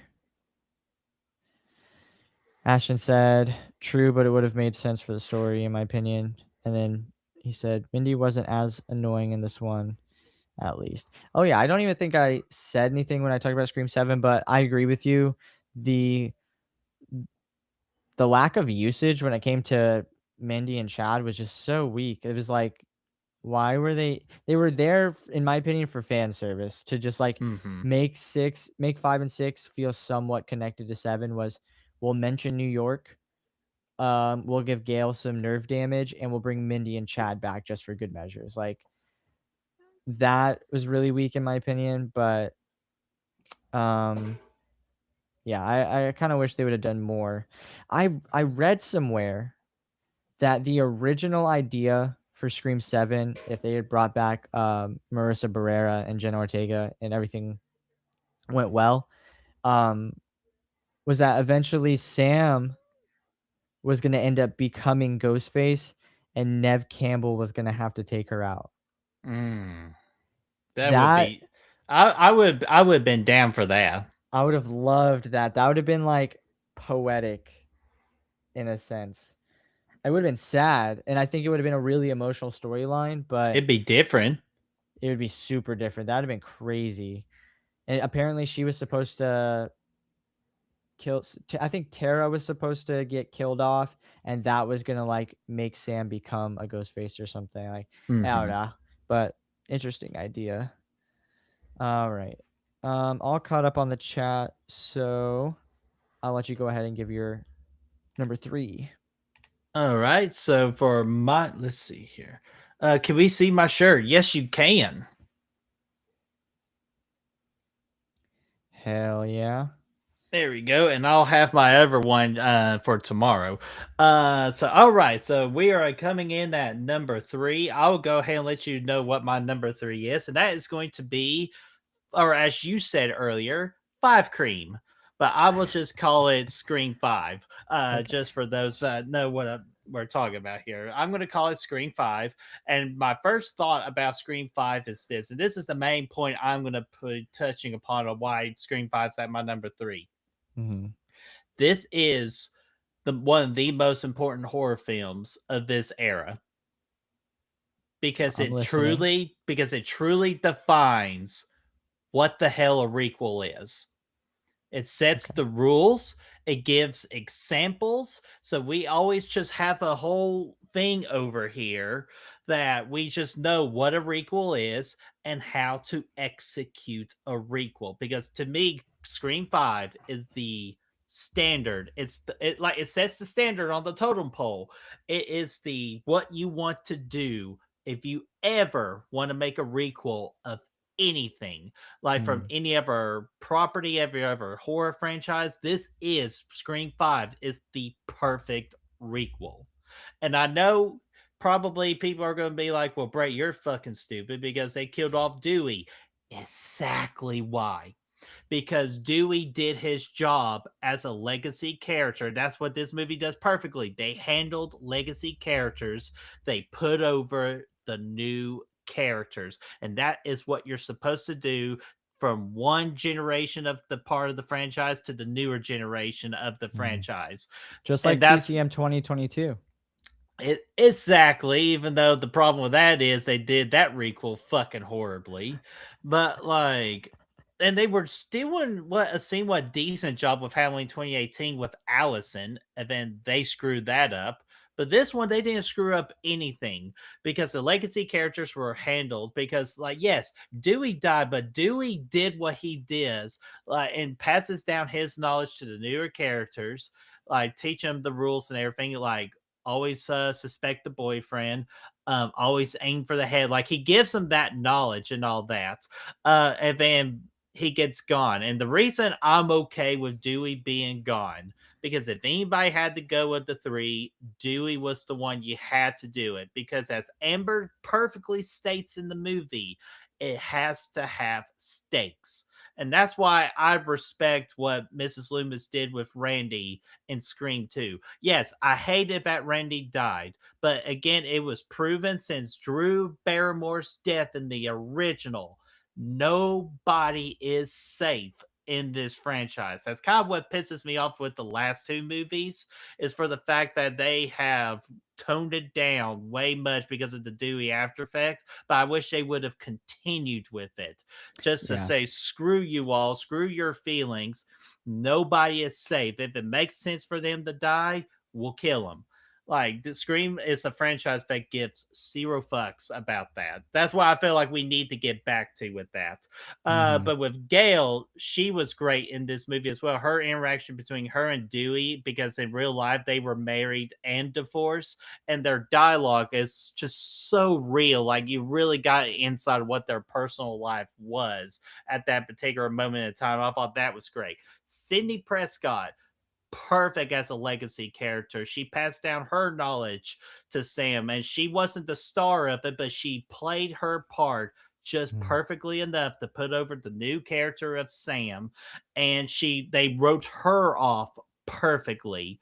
Even though Scream 3 was her perfect fairy tale book ending, honestly, but Scream 5 was a good second place for a perfect ending to write her character off for the rest of the Scream franchise, where she never had to come back. Now we're back to our newer characters, because with requel characters, you need characters you need to get behind. Sam and Tara Carpenter, great people to get behind. Melissa Barrera and Jenna Ortega. Jenna Ortega was the one that got butts in seats during Screams 5 and 6. Whether you agree with that or not, because that's how big of a name Jenna Ortega is during this time. So they were great. And we love to meet Chad and Mindy. We definitely loved them in Screams 5 and 6, especially like in 5 as well with their introduction. They were introduced perfectly. Like, hey, we are this new generation of the Meeks, so we're going to have our movie knowledge. So you have that familiarity. And then, of course, we get Amber, which guess what, everybody? Mikey Madison, the one and only Oscar winning Ghostface. So you can't take that away from her that she's the only Ghostface to have an Oscar underneath her belt. And then Richie, oh, Jack Quaid, is just such an enjoyable character and all that, but he does a great job. And the motive, I like the motive too, because it was during this time where Scream came out, where toxic fandom became a thing. Especially, and the prime example was the Halloween franchise, where a Hmm. lot of toxic people came out. And Scream does what Scream does best. They poke fun at it and make it meta for their film. So the motive with that is phenomenal. I think it's great. Definitely the most underappreciated motive in the franchise. But the so there's all that, but just at the end of the day, I think this film is a lot of fun. I think Ghostface is very deadly. It is very daring, because it is the first daylight scene where Ghostface kills somebody during the middle of the day with Judy. So that's never been done before. And just some mediocre chase scenes, nothing like too drastically enough. Which I'll get to that here in my next section of the screen. But this is what I could just had a lot of fun with, but just mainly where it stands at number three is just its importance to the horror genre for me and for my opinion, because it really just sets the standard to the new era of like the term requel and how a requel is supposed to look like and be like. And Scream 5 is that perfect blueprint on a perfect requel for any movie that you want to do a requel for. So my number three is Scream 5.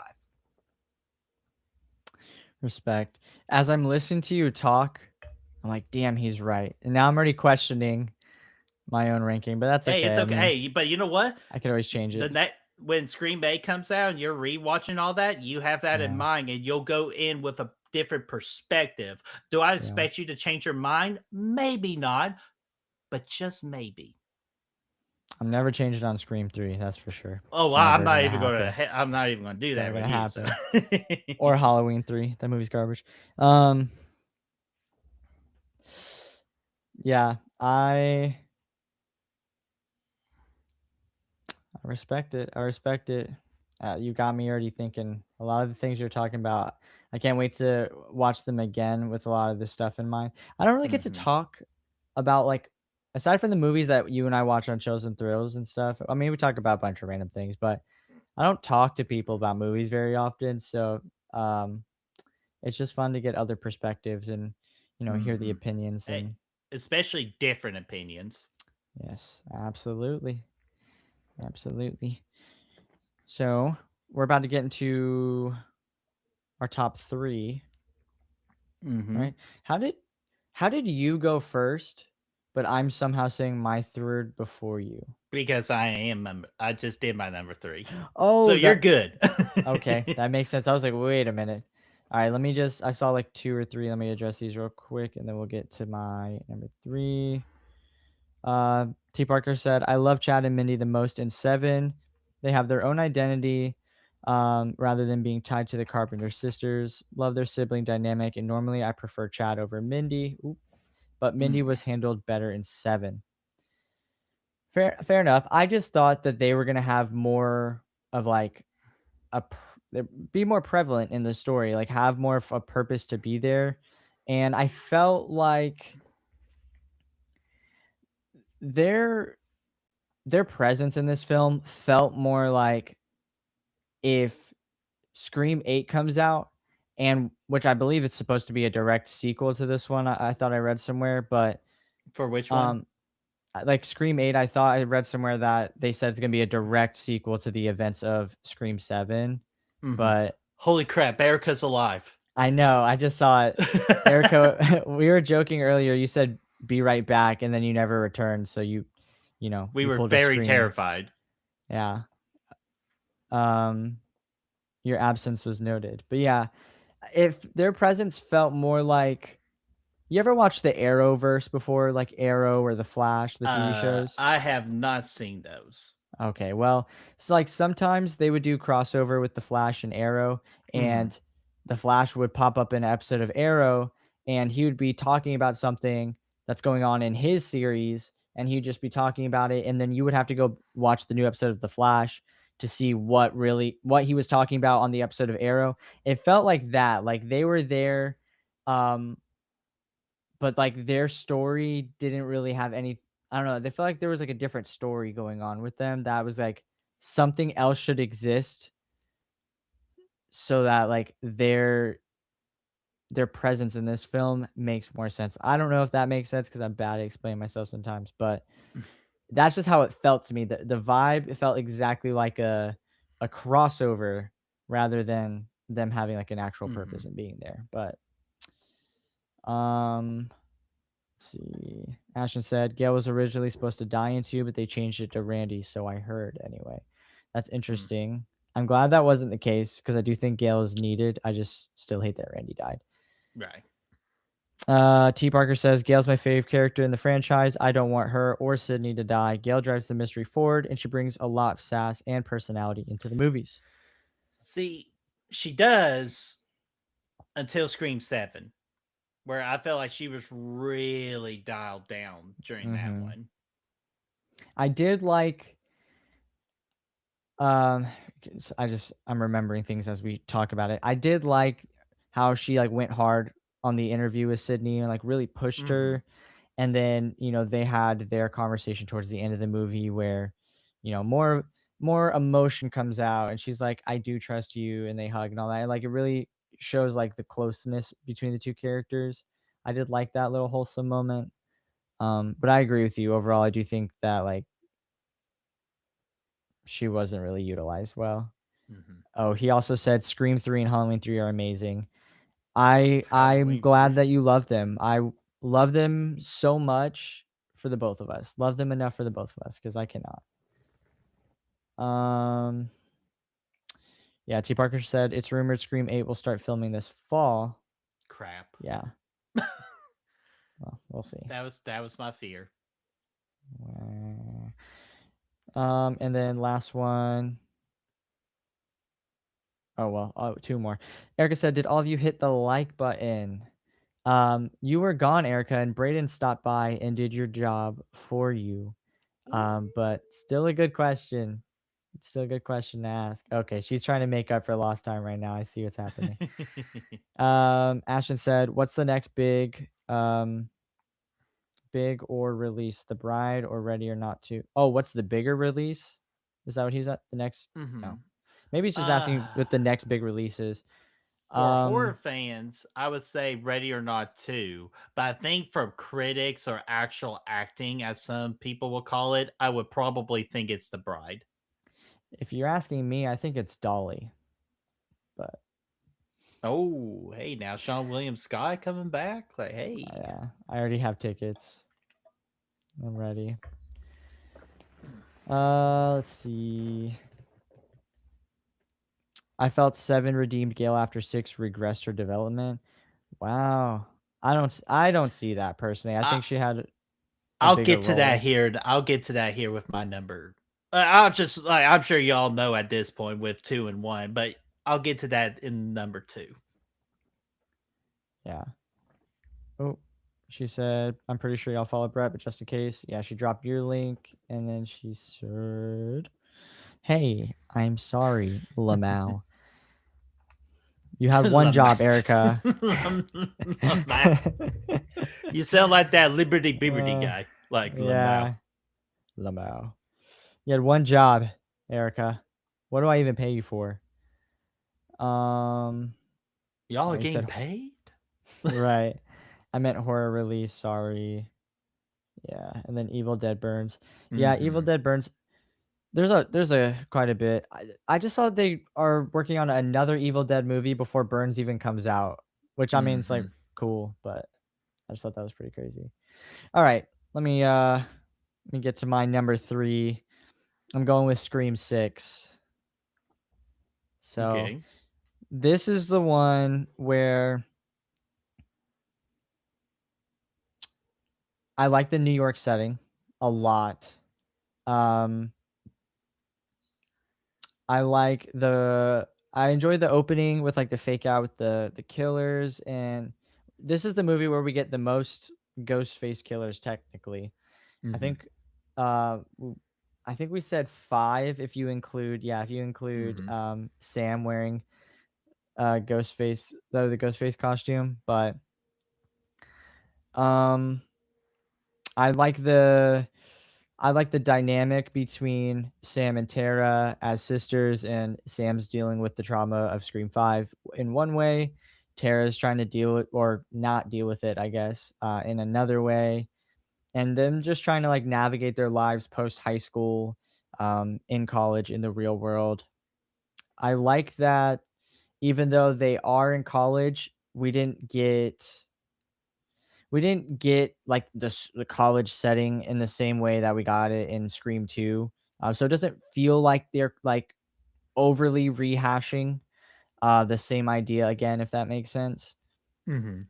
Um, I enjoy the development of the relationship between Tara and Chad, and I'm sad that we're probably never gonna like see that develop further, unfortunately. Mhm. Um, And not even to mention in Scream 7. yeah, exactly.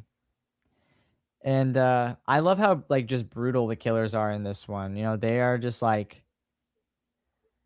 they're just not playing around. We got Ghostface using a shotgun, the fucking ladder, tilting the girl off the ladder, the therapist kill, pulling his face through Mhm. busting through the glass and pulling his head through the grate or whatever. Um, we get Samara Weaving in there in the beginning, that's always really cool. Um Yeah, I don't again, most of my list is gonna be contingent on the fact that, like, as I watched them, I was like, "Oh, I enjoyed this one more than the other ones." So, I don't know, the killer reveal, I thought it was cool that it was, like, a family unit and it was 3 of them, and we also get, Kirby back in this one as well, and just, like, all the homages to all the past, Ghostface killers and him dropping the mask or them dropping the mask at each scene and whatnot. us questioning if it's the boyfriend again or not, or like the love interest, just all of that. I don't know. I just have a I just had a really good time this last viewing of Scream 6. I liked it a lot more than I remember liking it the first few times I'd seen it, and I guess it just hits a little different knowing that that's probably going to be the last film where we see that set of characters again. Mhm. So on rewatch, it was like you really just got to like savor this one, Keelan. Um, yeah. Oh, and then what also gets me too is like the very end when she's holding on to the mask and she drops it. And it's just like everything just feels like they were building up to this idea that Sam was going to end up being a Ghostface killer. Mhm.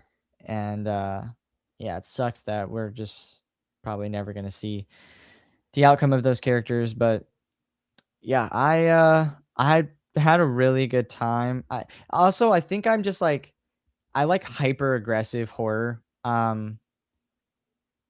Especially, like, with the gore and stuff, and I just feel like Scream 6 is very quickly paced. It's well paced. It has some really good chase scenes in it. There's a lot of great suspense and tension, like Ghostface trying to break into their room when they're trying to go across the ladder. Um,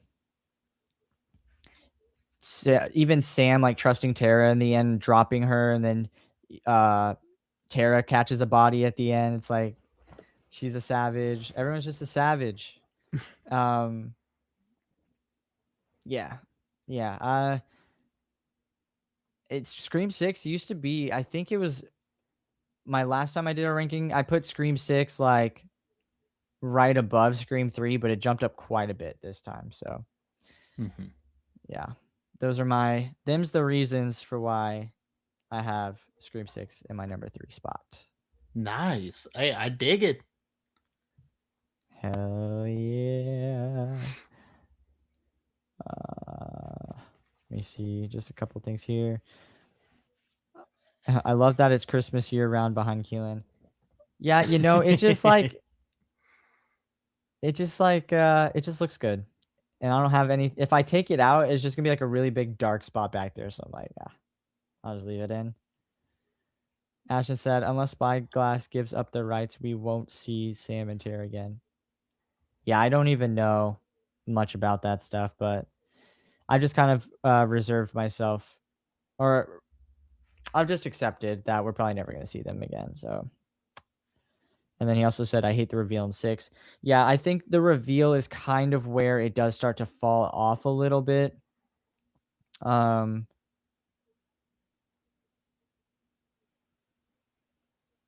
But I still like it. I still like the fucking chaos of the end and, like, is it everyone thinks it's Kirby, for a moment and just all of that. Mm. So, uh, Scream 6 just reheated Scream 2's nachos. It's the only movie in the franchise that left me disappointed because it had nothing to say other than to distract us with shiny set pieces and gimmicks. Yeah, see, Mm.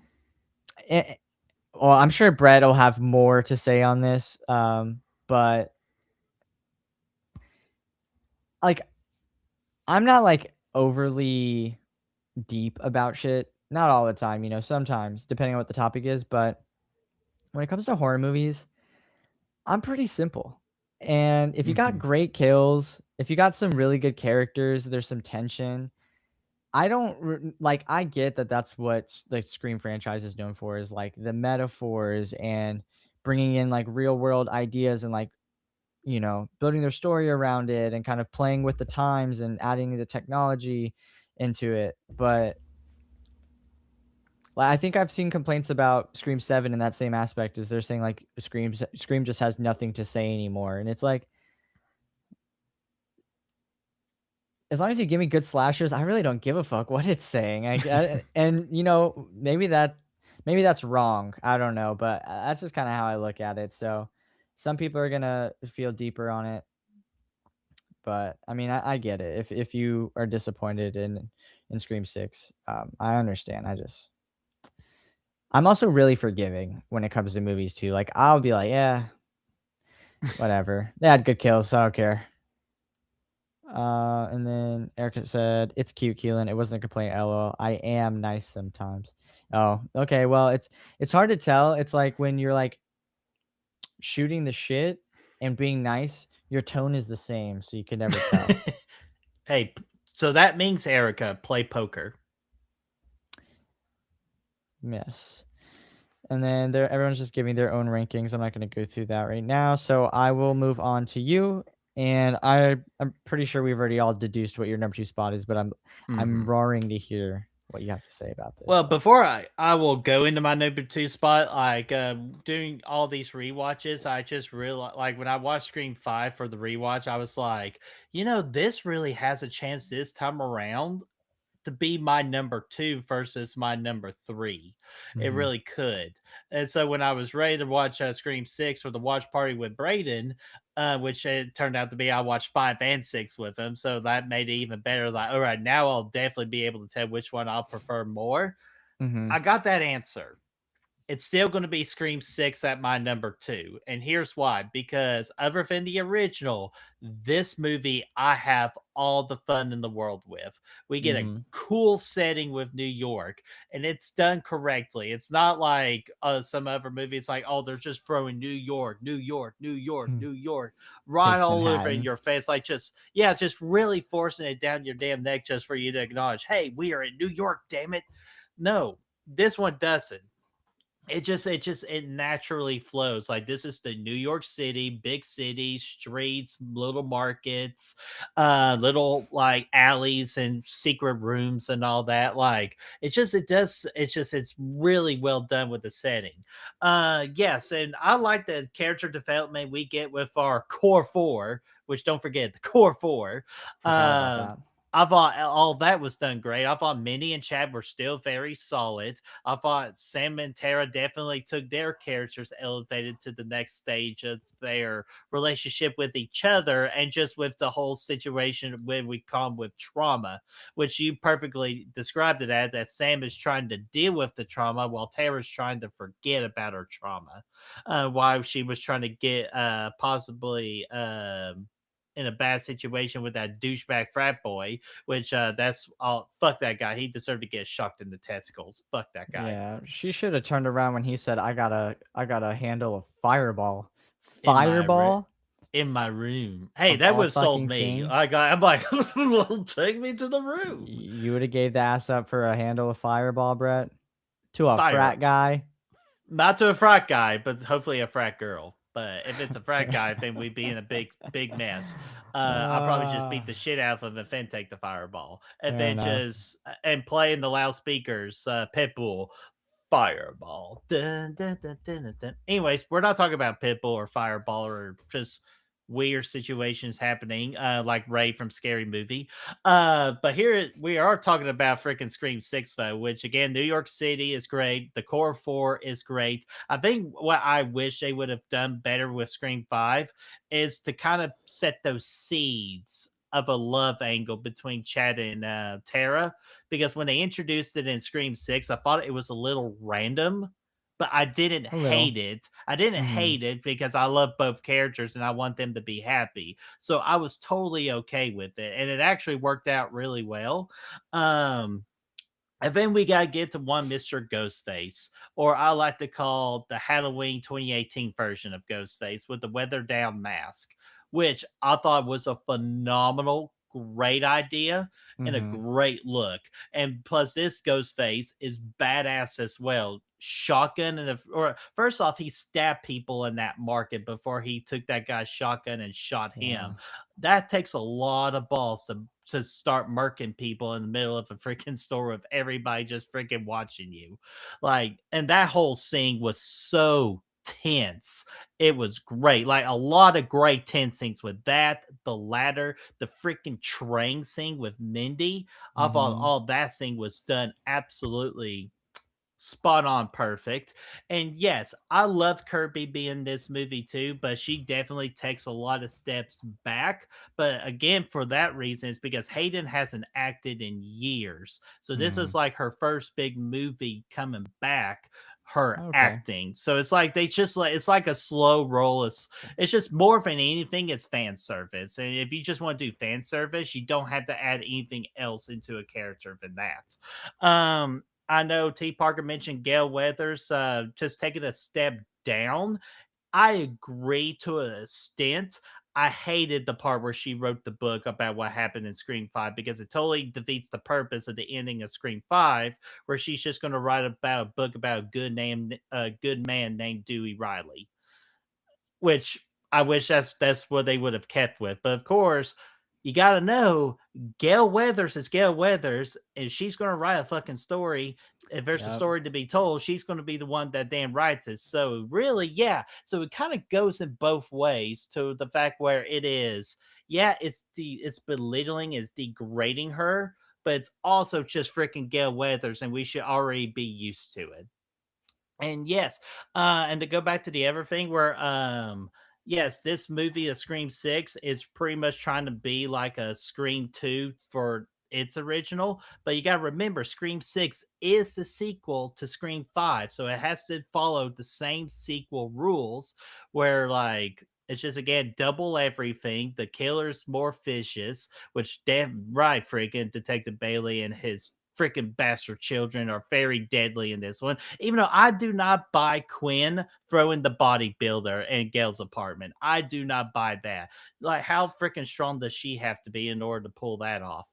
I But actually yeah, never thought about that until you guys mentioned it on, I think you on mentioned it the on Braden's stream. Yeah, on the watch part. I was like, there's no fucking way. I'm sorry. It's like same way. Amber freaking lifting Dewey up like that. Like, sorry, no freaking way. But it's just the main thing with Scream 6 for me. I know the last act is terrible. I know the reveal is terrible. Well, actually, I don't think the last act is as terrible as people think it is, but I absolutely 100% agree that the reveals were not that good at all. So Mhm. I agree there, but I still can. The main thing, the main word I can have with this entire movie, I have fun. I have a blast with this movie because I care about these. I care about these particular new characters. I'm excited to the direction that these new characters are going to take the franchise. It's honestly just a fresh a breath air into this franchise where I'm following newer characters where I don't have to worry about old characters anymore. Like honestly, we didn't need Gail in this movie at all. I'm sorry to say that. We don't need Gail. I'm glad Sydney was not a part of this movie. One, her story was written, and then number two, for a backstage politic, I'm glad she wasn't in this movie because she was asking more than she was deserving. I'll go into this real quick and then I'll just end my point. I'm glad Sydney signed this movie because she was asking for more money than Melissa Barrera, from what I understood. And the problem I had with that, Sydney is not the main, or Nev Campbell is not the main character. She's the side character. And I'm on the popular belief, I'm in the belief where the side character should never get paid more than the main character. So that's why I'm glad Nev Campbell was not in this movie to kind of just as a lesson of like, hey, you're a side character now. You cannot ask more from Melissa Barrera and Jenna Ortega. I'm sorry, you can. So that's why when Scream 7 happened, I'm glad Nev Campbell got her money because she was the star of the movie. So happy that she got her money. But that's just, again, personal opinion with me on that. But again, mainly I'm glad that she wasn't in it because her story's over. So she never had to come back in this particular story with these particular characters. Even though I did like your idea of Nev versus an evil Melissa Barrera or evil Sam. I loved that idea. But Mhm. at the end of the day, I just have fun with the settings, with the kills, with the ghost faces, with the newer characters, seeing Kirby back. I just had a really good time with this movie. So, absolutely, this movie is my number two. Love it. I'm glad. When I put Scream 6 up so high, I was like,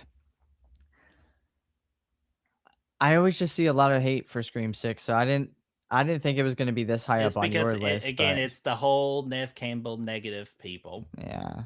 Wow. Which again, Fuck I those get it people. because I met Neve Campbell in real life and she's a wonderful woman. She's so Hmm. beautiful. She's so kind. I don't have a personal problem. It's just from a business perspective, that's where I have a problem. But you don't think that she probably like her being involved drives the numbers up?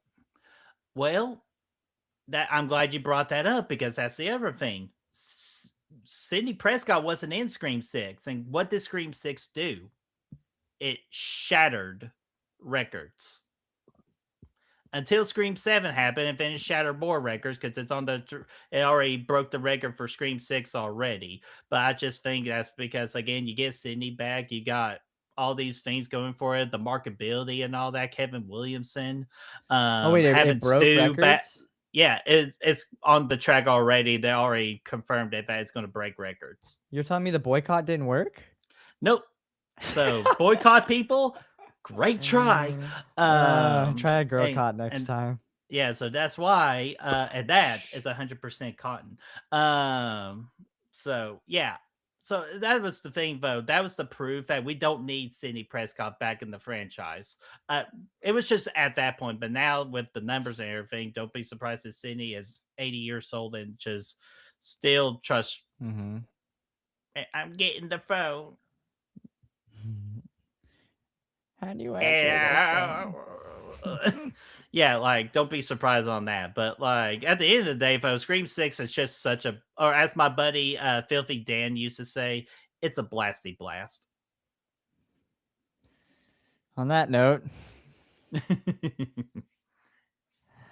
uh, I'm scroll through this chat real quick. I think they're just kind of talking about how they um like where they place sequels over the original. I mean, I obviously said Hellraiser 2 better than Hellraiser. I don't know what the fuss is about, but like absolutely not. Don't rage bait me. I'm not even rage baiting. I don't know what the problem is. Did any oh Rich Me, Hizzle did well first off, welcome in. New name. Welcome into the stream. Thank you for giving us your time. Did anyone actually like Scream 7? I think majority of the people in this chat right now enjoyed Scream 7. and So, most I would say at least half of the people in the Scream community like it. So it's a yeah. 50-50, but I expect it to go up to or really if I'm just taking a guess, I would say more than anything, it's like 70-30. Yeah. I honestly like I understand why people don't want to watch it for personal reasons. And that's your right to do that. So if you want to avoid watching the movie because you have like a strong conviction for something, totally fine. I respect it. But from just like seeing the movie and then having like an opinion on it, it's not a bad movie. You can poke holes in it just like you can poke holes in any movie. It does have more holes than others, but ultimately, like it is not a terrible movie by any stretch of the imagination. Mhm. So I don't really understand why. I don't know. You know what? You don't even have to beg the question because there's just always people in every group in every community that just like gatekeep, and if it's not like the way that they imagined it in their head, it's horrible and it's the worst thing in the world. So whatever. Whatever. Erica said it screams, so there's no terrible movie. 7 was okay for me, but the reveal and motive were meh. Yeah, I mean, and I think that's super fair. I think that's probably the general consensus. Um, it's still like just a solid movie in the franchise. You Like, know, yeah, it not still everything can continues to be shriek. yeah, not everything can be a fucking home run. I mean, it's just not gonna happen, especially as you start to get into the we're gonna be going up on 8 now. Like, Mhm. what the fuck is the 8th movie in Halloween? Resurrection. Like, come on now. And I like Yeah, it Resurrection, is. but, Mhm. um, Because, Gail had the keys. yeah, and she was trying to leave Gail behind. And yeah, and Gail was, pissed her off, so don't blame her Yeah, for that. agreed, agreed. I do agree with that. Erica said, "At the end of the day, it's a movie and no reason to argue. Plus, art is subjective. Yeah, and not everyone likes the same thing." Erica, yeah, please. You're trying to give me a stroke. Um, Rich, I was wondering that too. Yeah, it's just because she was purposely trying to leave Gail behind. So like having to go and get the keys just was an issue. Antonis. Hey, Brett, what's up, man? Hey, Atonis, what's going on, my friend? How are you doing?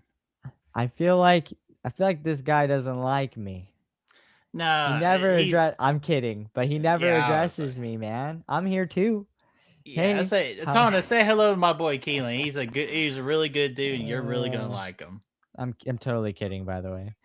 Um, Rich said, "Okay, but she could have went to get the keys from Gail. This movie was just terrible across the board." Hey, fair enough, Rich. I think she was trying to avoid that conversation and conflict with Gail at that time, so that kind of would have defeated the purpose. But I'm not gonna sit here and try to convince you to like the movie. Like you're totally fine. I get it. Hmm. You how you feel about Scream 7 is probably how I feel about Scream 3. Exactly. Fair enough. And then Erica said, Keelan, I'm sorry. We all know I'm queen of typos. Fair enough. We do be knowing that. Actually, I know one that's better the queen of the Uh, typos, but I'll save that to my chest because I don't want to get my ass kicked. all So, right. what's your Fair number enough. two? Oh, I was about to tell you to do your number one, bro. See, I'm losing it. No, I need to know why you love Scream 4. Well, actually, my number two is not Scream 4, but no, Whoa. I'm kidding. I'm kidding. Yeah, Okay, my thank. number two, my number two is Scream 4. Um, Funny enough, Scream 4 was on the lower end of my list last time I did this, Hmm. but for some reason this time around, I just really liked it. I don't know if it was because like we get the introduction of Kirby and she's like the most close to matching Randy in my opinion. I enjoy her character a lot. This is the most violent Ghostface we got up to that point. So like and it was I can't remember how many years between was Scream 4 was 2011. 11. It was 11 years. Mhm. Yeah, so like I agree with what you said. I don't like the opening. It almost felt scary movie-esque for Right. it to open up that way, which felt a little weird. Plus, you know they had to use the budget to get those big time actresses on that opening intro. Why is Shot calling me on Discord in the he knows we're streaming. Anyways, It's sorry. It okay. just like started blaring in my headphones and I was scared because I've never heard that sound before. But I But yeah, no, I was saying like for the opening, those actresses, how much money did they had to spend on them? right, because and I was telling Olivia that too. I was like, you know, these like actresses are actually like They were known. big time Yeah, they during were that big era. time. So it's like I get what they were trying to do. It's like they were trying to double down that like, oh, we're not playing around. And then they killed off the second group of them. They're like, oh, we're really not playing around. It's like, okay, I get what you're trying to do. You're trying to like overemphasize. Hmm. But I don't like that part, but um I just yeah, how aggressive Ghostface is in this one. And I like for some reason I like the look of this film. I like that it looks different from the rest of them. That like Hmm. Vaseline filter you guys are talking about. I like the grunginess, and I feel like that's why it's on my list or so high on my list is because of like just like the grungy. It almost reminds me of like Saw in a way, even though it's not the same like filtering and stuff, but just like the way that Saw is filtered and stylized. It just kind of reminds me of that. And I also really like Jill. She's such a fucking narcissistic, psychotic young lady. Fame hungry.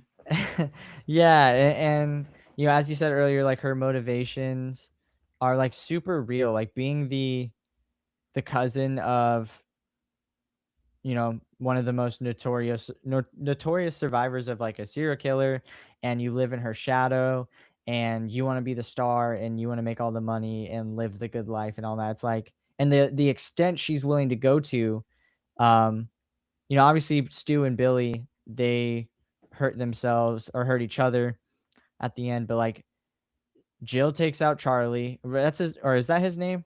Yeah, Yeah, Charlie. Charlie. She takes him out. She fucking played him for a fool. And then um the things that she just like does to herself to really commit to the role, and then even like the performative act of laying down next to Sydney at the end, like, oh, the two cousins that died laying next to each other. And it's just like, oh my god, I want to vomit like thinking about just how narcissistic her character is. It's so annoying. But Hmm. um yeah, I mean, I even some of the jokes, I don't, the joke where the dude's like, "You can't kill me. I'm gay." And then Ghostface is like, and then still, yeah, I always find that part to be so funny. Um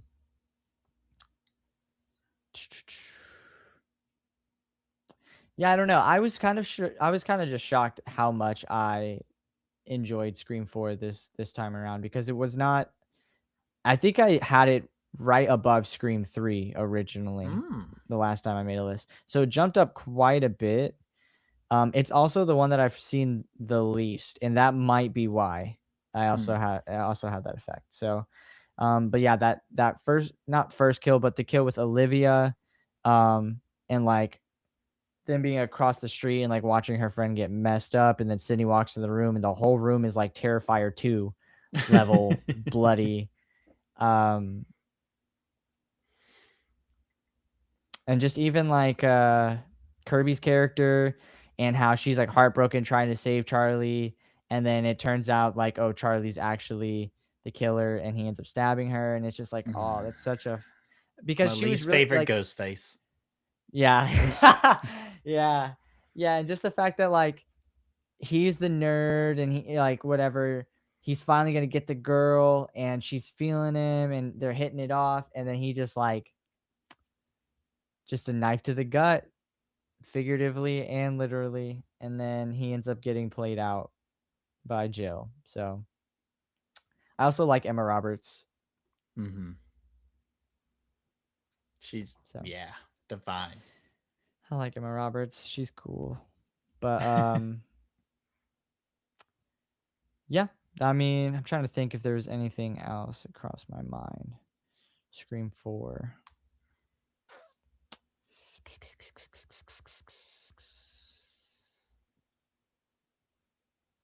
No, I think I'll leave it at that. Yeah. Those are the reasons that I can think of as of now why Okay. Scream 4 is so high on my list. So, Nice, dude. I love it because Scream 4 is definitely one of those like underrated.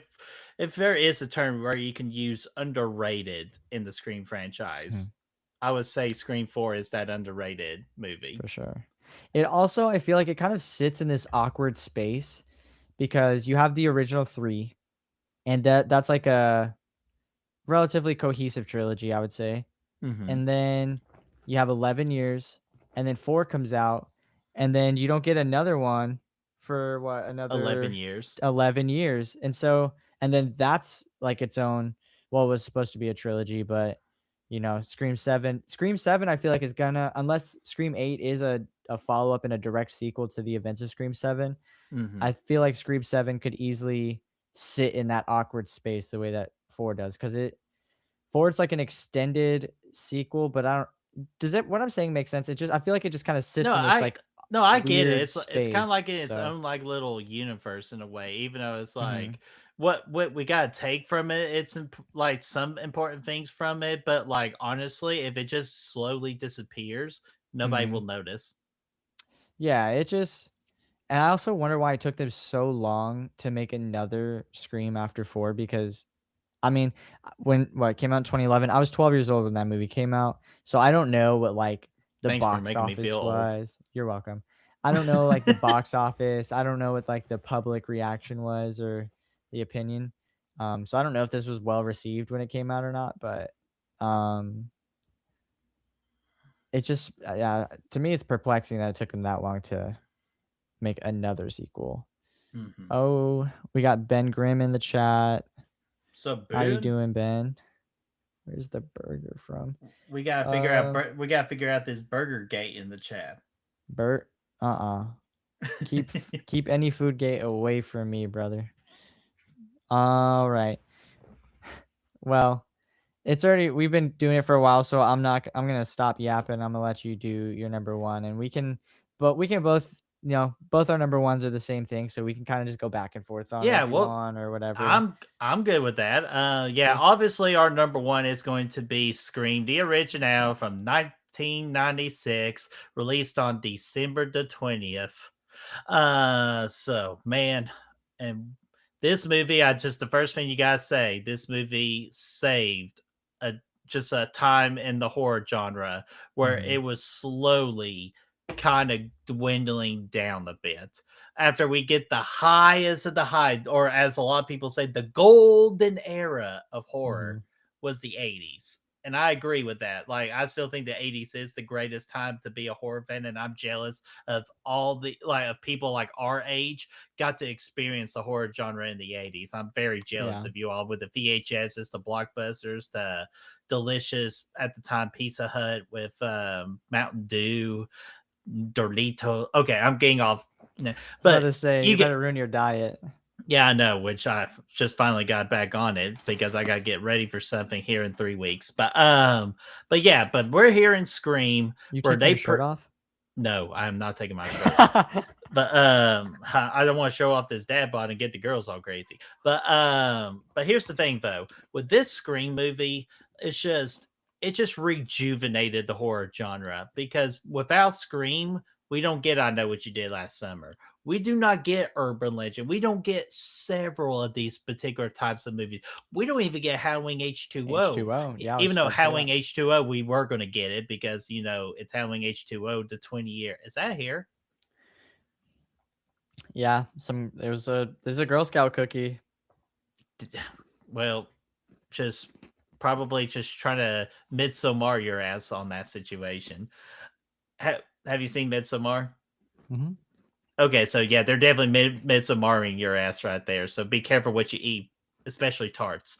Um, but Okay, so back to this, folks. Scream saved the horror genre in the 90s. And I know there's a great video out there my buddy does. His name is Jason Smith from Sinister Cinema Reviews. Highly recommend his channel.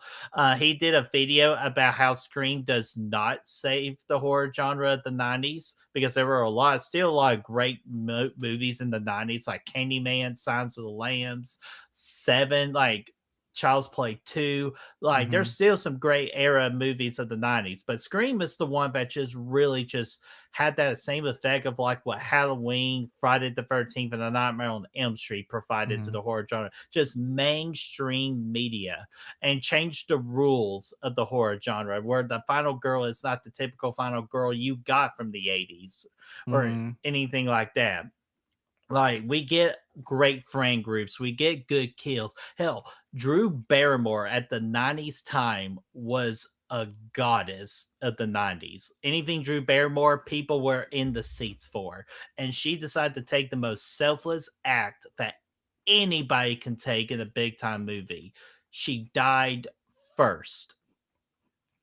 That's insane that she died first, and it's still talked about to this day as Oh one of yeah. the greatest openings in a horror movie of all time, one of the greatest openings of any movie of all time, and one of the greatest, possibly the most shockingest moment in horror movie history. It was all just absolutely spectacular, and I can talk about a whole nother hour why Scream Six or why Scream from 1996 is definitely number one. But just to start off, so it's a little slow, and I'll leave you to some thoughts there too. I just mainly want to talk about the importance and the opening. Yeah. Yeah, I wasn't around in '96. I was still swimming, so I I was don't six. know. There you go. I wouldn't necessarily know um, the impact that it had in real time, but I have obviously heard people say the exact same thing, that it saved the horror genre and it really brought back the excitement of slasher films. Hmm. Um, it's funny because growing up, like I've always been Halloween, my shit, Jeepers Creepers, A Nightmare on Elm Street. I grew into liking Friday the 13th, but that was never really my cup of tea. And then Scream, I really did not like the Scream films until like till I think Scream 5 came out, and I had to, Mhm. like, go back and revisit them, and I was like I started to well, also, there you don't have to be, like, an intellectual to understand Scream, but you do have to have some excuse me, Knowledge. sorry. Some yeah, well, some level of, like, brains to kind of understand the higher meaning Mhm. in the films, deeper than just it's a slasher film, you know, like, the meta stuff, the the different, like, play on the way things are going in the real world, just all those things, the more nuanced conversations surrounding Scream. Obviously, I was not, like, old enough or smart enough, I guess, to really catch them at the time. Mhm. So as I got older, I rewatched them, and then I started to understand those things, and then I was like, okay, now I get it. Now I'm starting to get why people love this franchise so much. Um, Ghostface as a killer never really appealed to me, but then like I came around to the idea that like anybody could be Ghostface, and it's always somebody Mhm. different, and that's actually why he's cool because I mean, you could just do endless stories. We could have as many Scream films as we want as long as they're good, and it wouldn't matter because the killer is always somebody different as long as they're donning the mask. It does not matter. So, Mhm. I mean, it even transcends movies. I mean, we talked about the TV show earlier, but like even just like the slight they did like the slight changes to the mask and the story for the first 2 seasons of the show, but it still followed like the skeleton of what Scream is supposed to be, and obviously that with the Scream name attached to it as well. Even in a TV show format, it's still like just a super solid concept. So I've been going on a tangent about the franchise as a whole, but um, there's just something about the first Scream film that no matter how many of these movies they make, I just don't think they're ever gonna be able to top it. I mean, as you said, the opening scene with Drew Barrymore and, like, it's new. The whole concept is new. You're never gonna Mhm. have that again, that unknowing, and then the revelation that, like, "Oh, this is something new and different." Scream is never gonna be able to have that opportunity to do that again because we kind of know the playbook at this point. Mhm. And I mean, they can try to switch it up as much as they want, but you can only change so much about the way that they tell these stories. Um, but at the end of the day, I mean, it's still going to be relatively the same. So yeah, there's just my viewing experience for Scream never changes. I always feel the exact same. It's always a good time. I feel like I always kind of notice something new every time I watch it too. Little subtleties in the way that Billy and Stu communicate, or like little glances Mhm. they give each other when things are being said. Their mannerisms. Matthew Yeah. Lillard telling Matthew Lillard telling Nev Campbell, "Easy, easy," which I'm not sure if you ever caught wind of that before when they were running up the stairs and Ghostface was chasing Sydney for the first time. Mm-mm. Okay, next time you watch Scream Six, or stick on it. I'm always my brain's on Scream Six, but Yeah, you're stuck. the next time you watch Scream when they're running up the stairs, I want you to just have your TV on very loudly and just very carefully hear. You're gonna hear Matthew Lillard go easy, easy.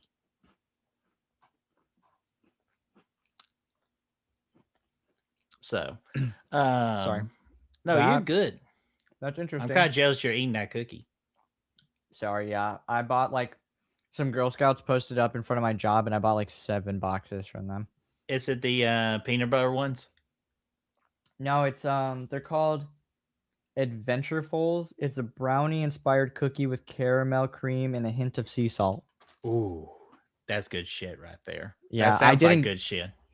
I didn't get any tag-alongs this time. I got 2 Ah, Samoas, Thin Mints, these, and then they had the they had a tagalongs, man.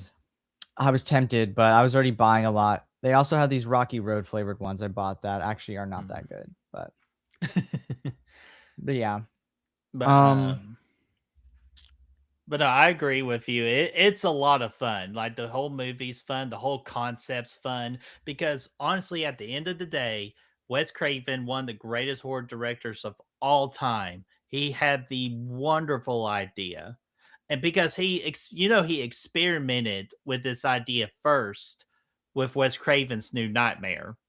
So without Wes Craven's New Nightmare, with the success that it had for being meta, Scream would have never happened because he tested it out with a Nightmare on Elm Street first before he carried it over to its own brand new thing. But once he caught wind, it's got traction.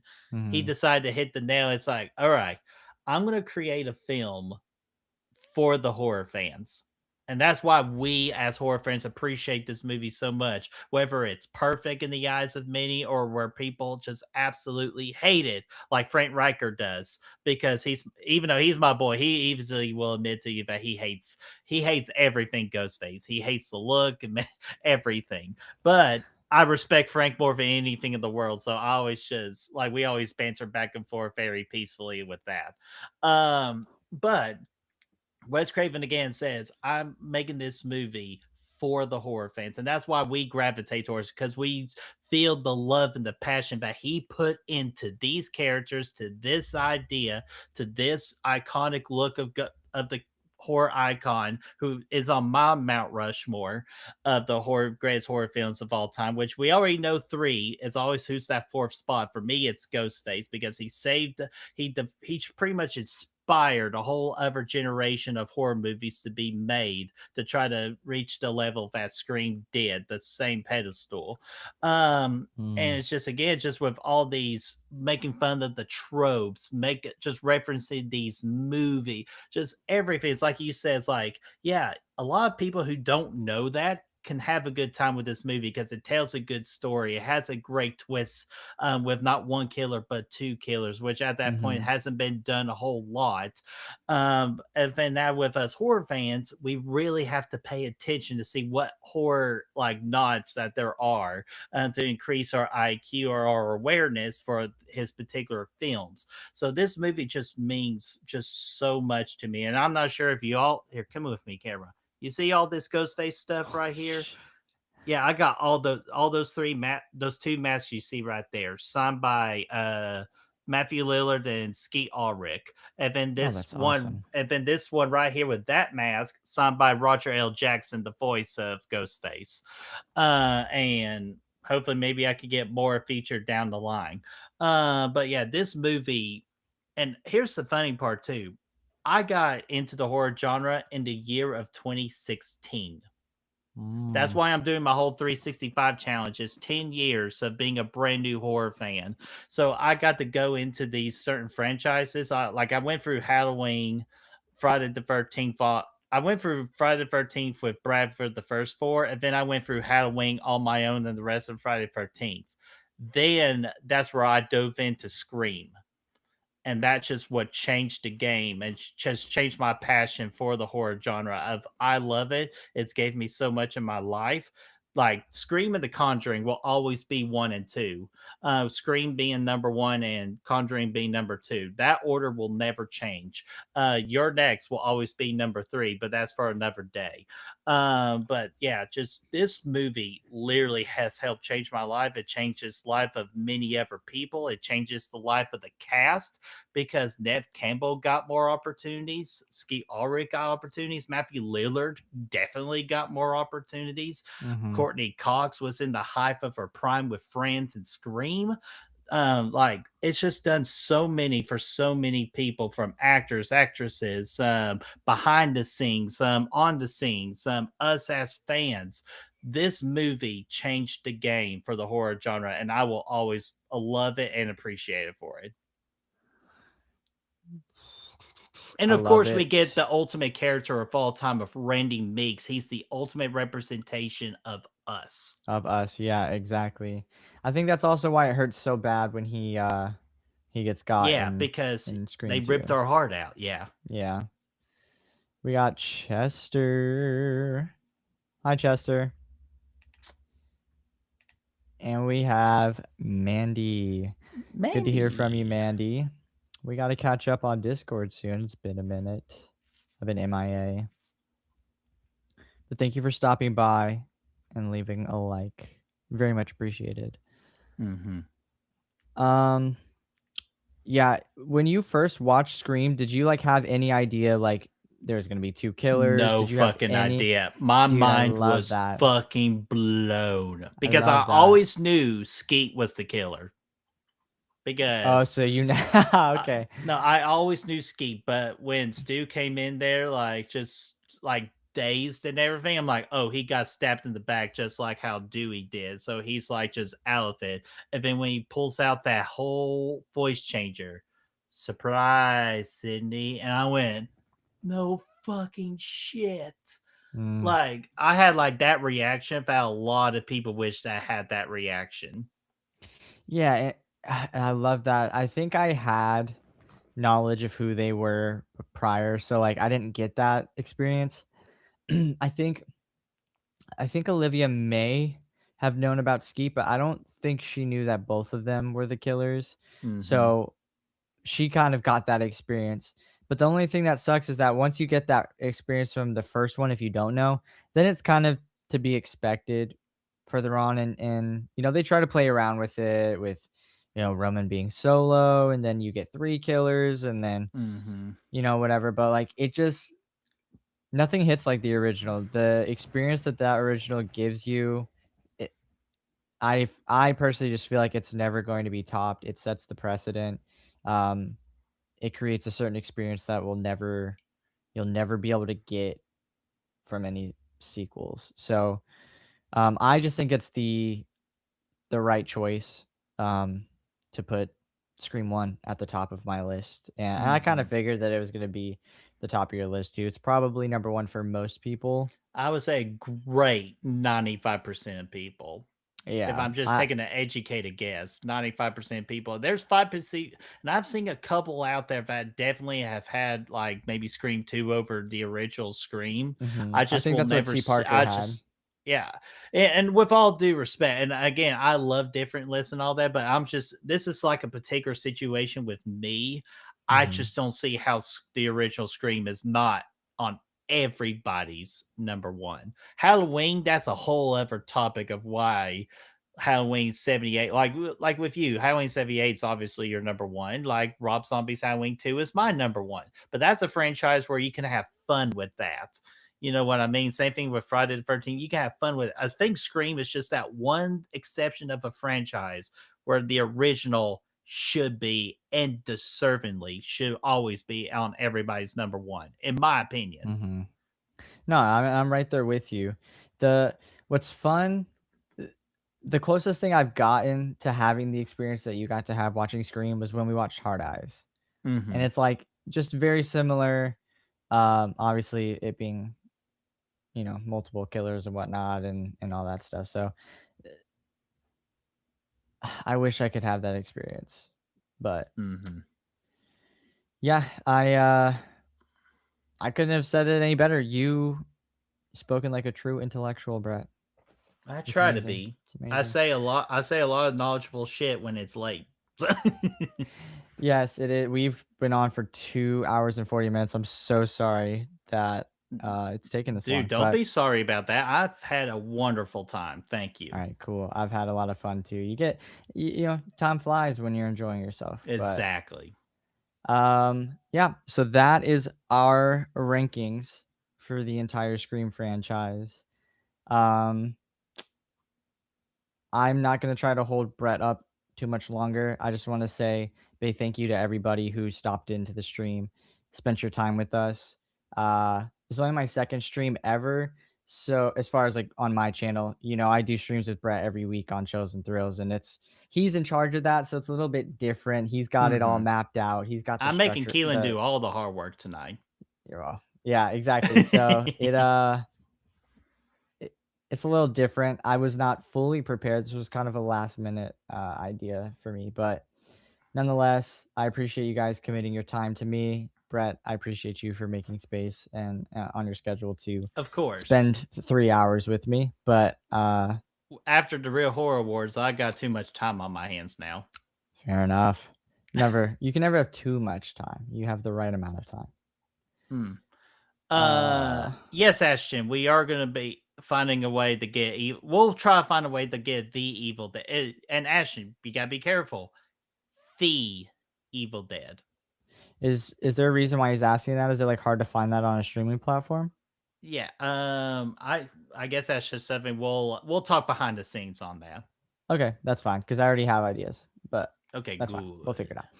Okay, yeah. Let me see. Great stream. Sorry I missed some, but I came back. You missed majority of it, Erica, but that's okay. We'll just have like a team meeting, and we'll have to discuss your work ethic. But it, it might affect your annual raise. I'm just saying. Um, Or as probably the great liar liar quote is, "Here's your raise." there you go. Have you Shout out ever to seen Liar Liar? yes, Real yes. I've quick. said it. Okay, I've because seen it's it. my I've seen favorite comedy movie of all time. And I meant to make that reference when Jill was kicking her own ass. It reminded me it. when Jim Carrey was kicking his own ass. It's been like 15 years since I've seen that movie, but I have seen that movie before. Oh my god, it's the greatest comedy of all time. I watched that movie over 20 times. Got it. When I started when I was 8 years old. Uh, I gotta, that's probably a movie I should take the time to watch again because I pretty much just Abso-freaking-lutely. watch horror movies, so my brain would probably do some good having a good laugh. But Mhm. I digress. We're gonna go ahead and get out of here. Uh, Again, thank you guys all for tuning in, leaving a like. Make sure you subscribe to Brett, follow Brett. All of his links are down in the description. Subscribe to Chills and Thrills. If you guys like watch parties or, you just miss the nostalgia of being able to hang out with friends and watch a movie and have a good time, you can Mhm. capture that same magic and that same nostalgia on the Chills and Thrills YouTube channel every Sunday, 8 p.m. Eastern, with Brett and I. And we have a lot of fun movies lined up. We got some great special guests coming on with us soon. So if you are not subscribed to that channel, be sure to check it out. Anybody watching on the replay, thank you for taking the time. This was quite a long stream, but I hope you enjoyed it if you've gotten to this far. Yeah. I hope everybody has a good rest of their night. And I'll see you guys tomorrow night when we watch The Evil Dead. The Right? That's tomorrow Evil night. Dead. The Yeah. Evil Dead. The Evil Dead. Very important. The Evil Dead. All right. Chills and Thrills tomorrow, 8 p.m. Eastern. The Evil Dead. We'll see you guys there. Have a good night.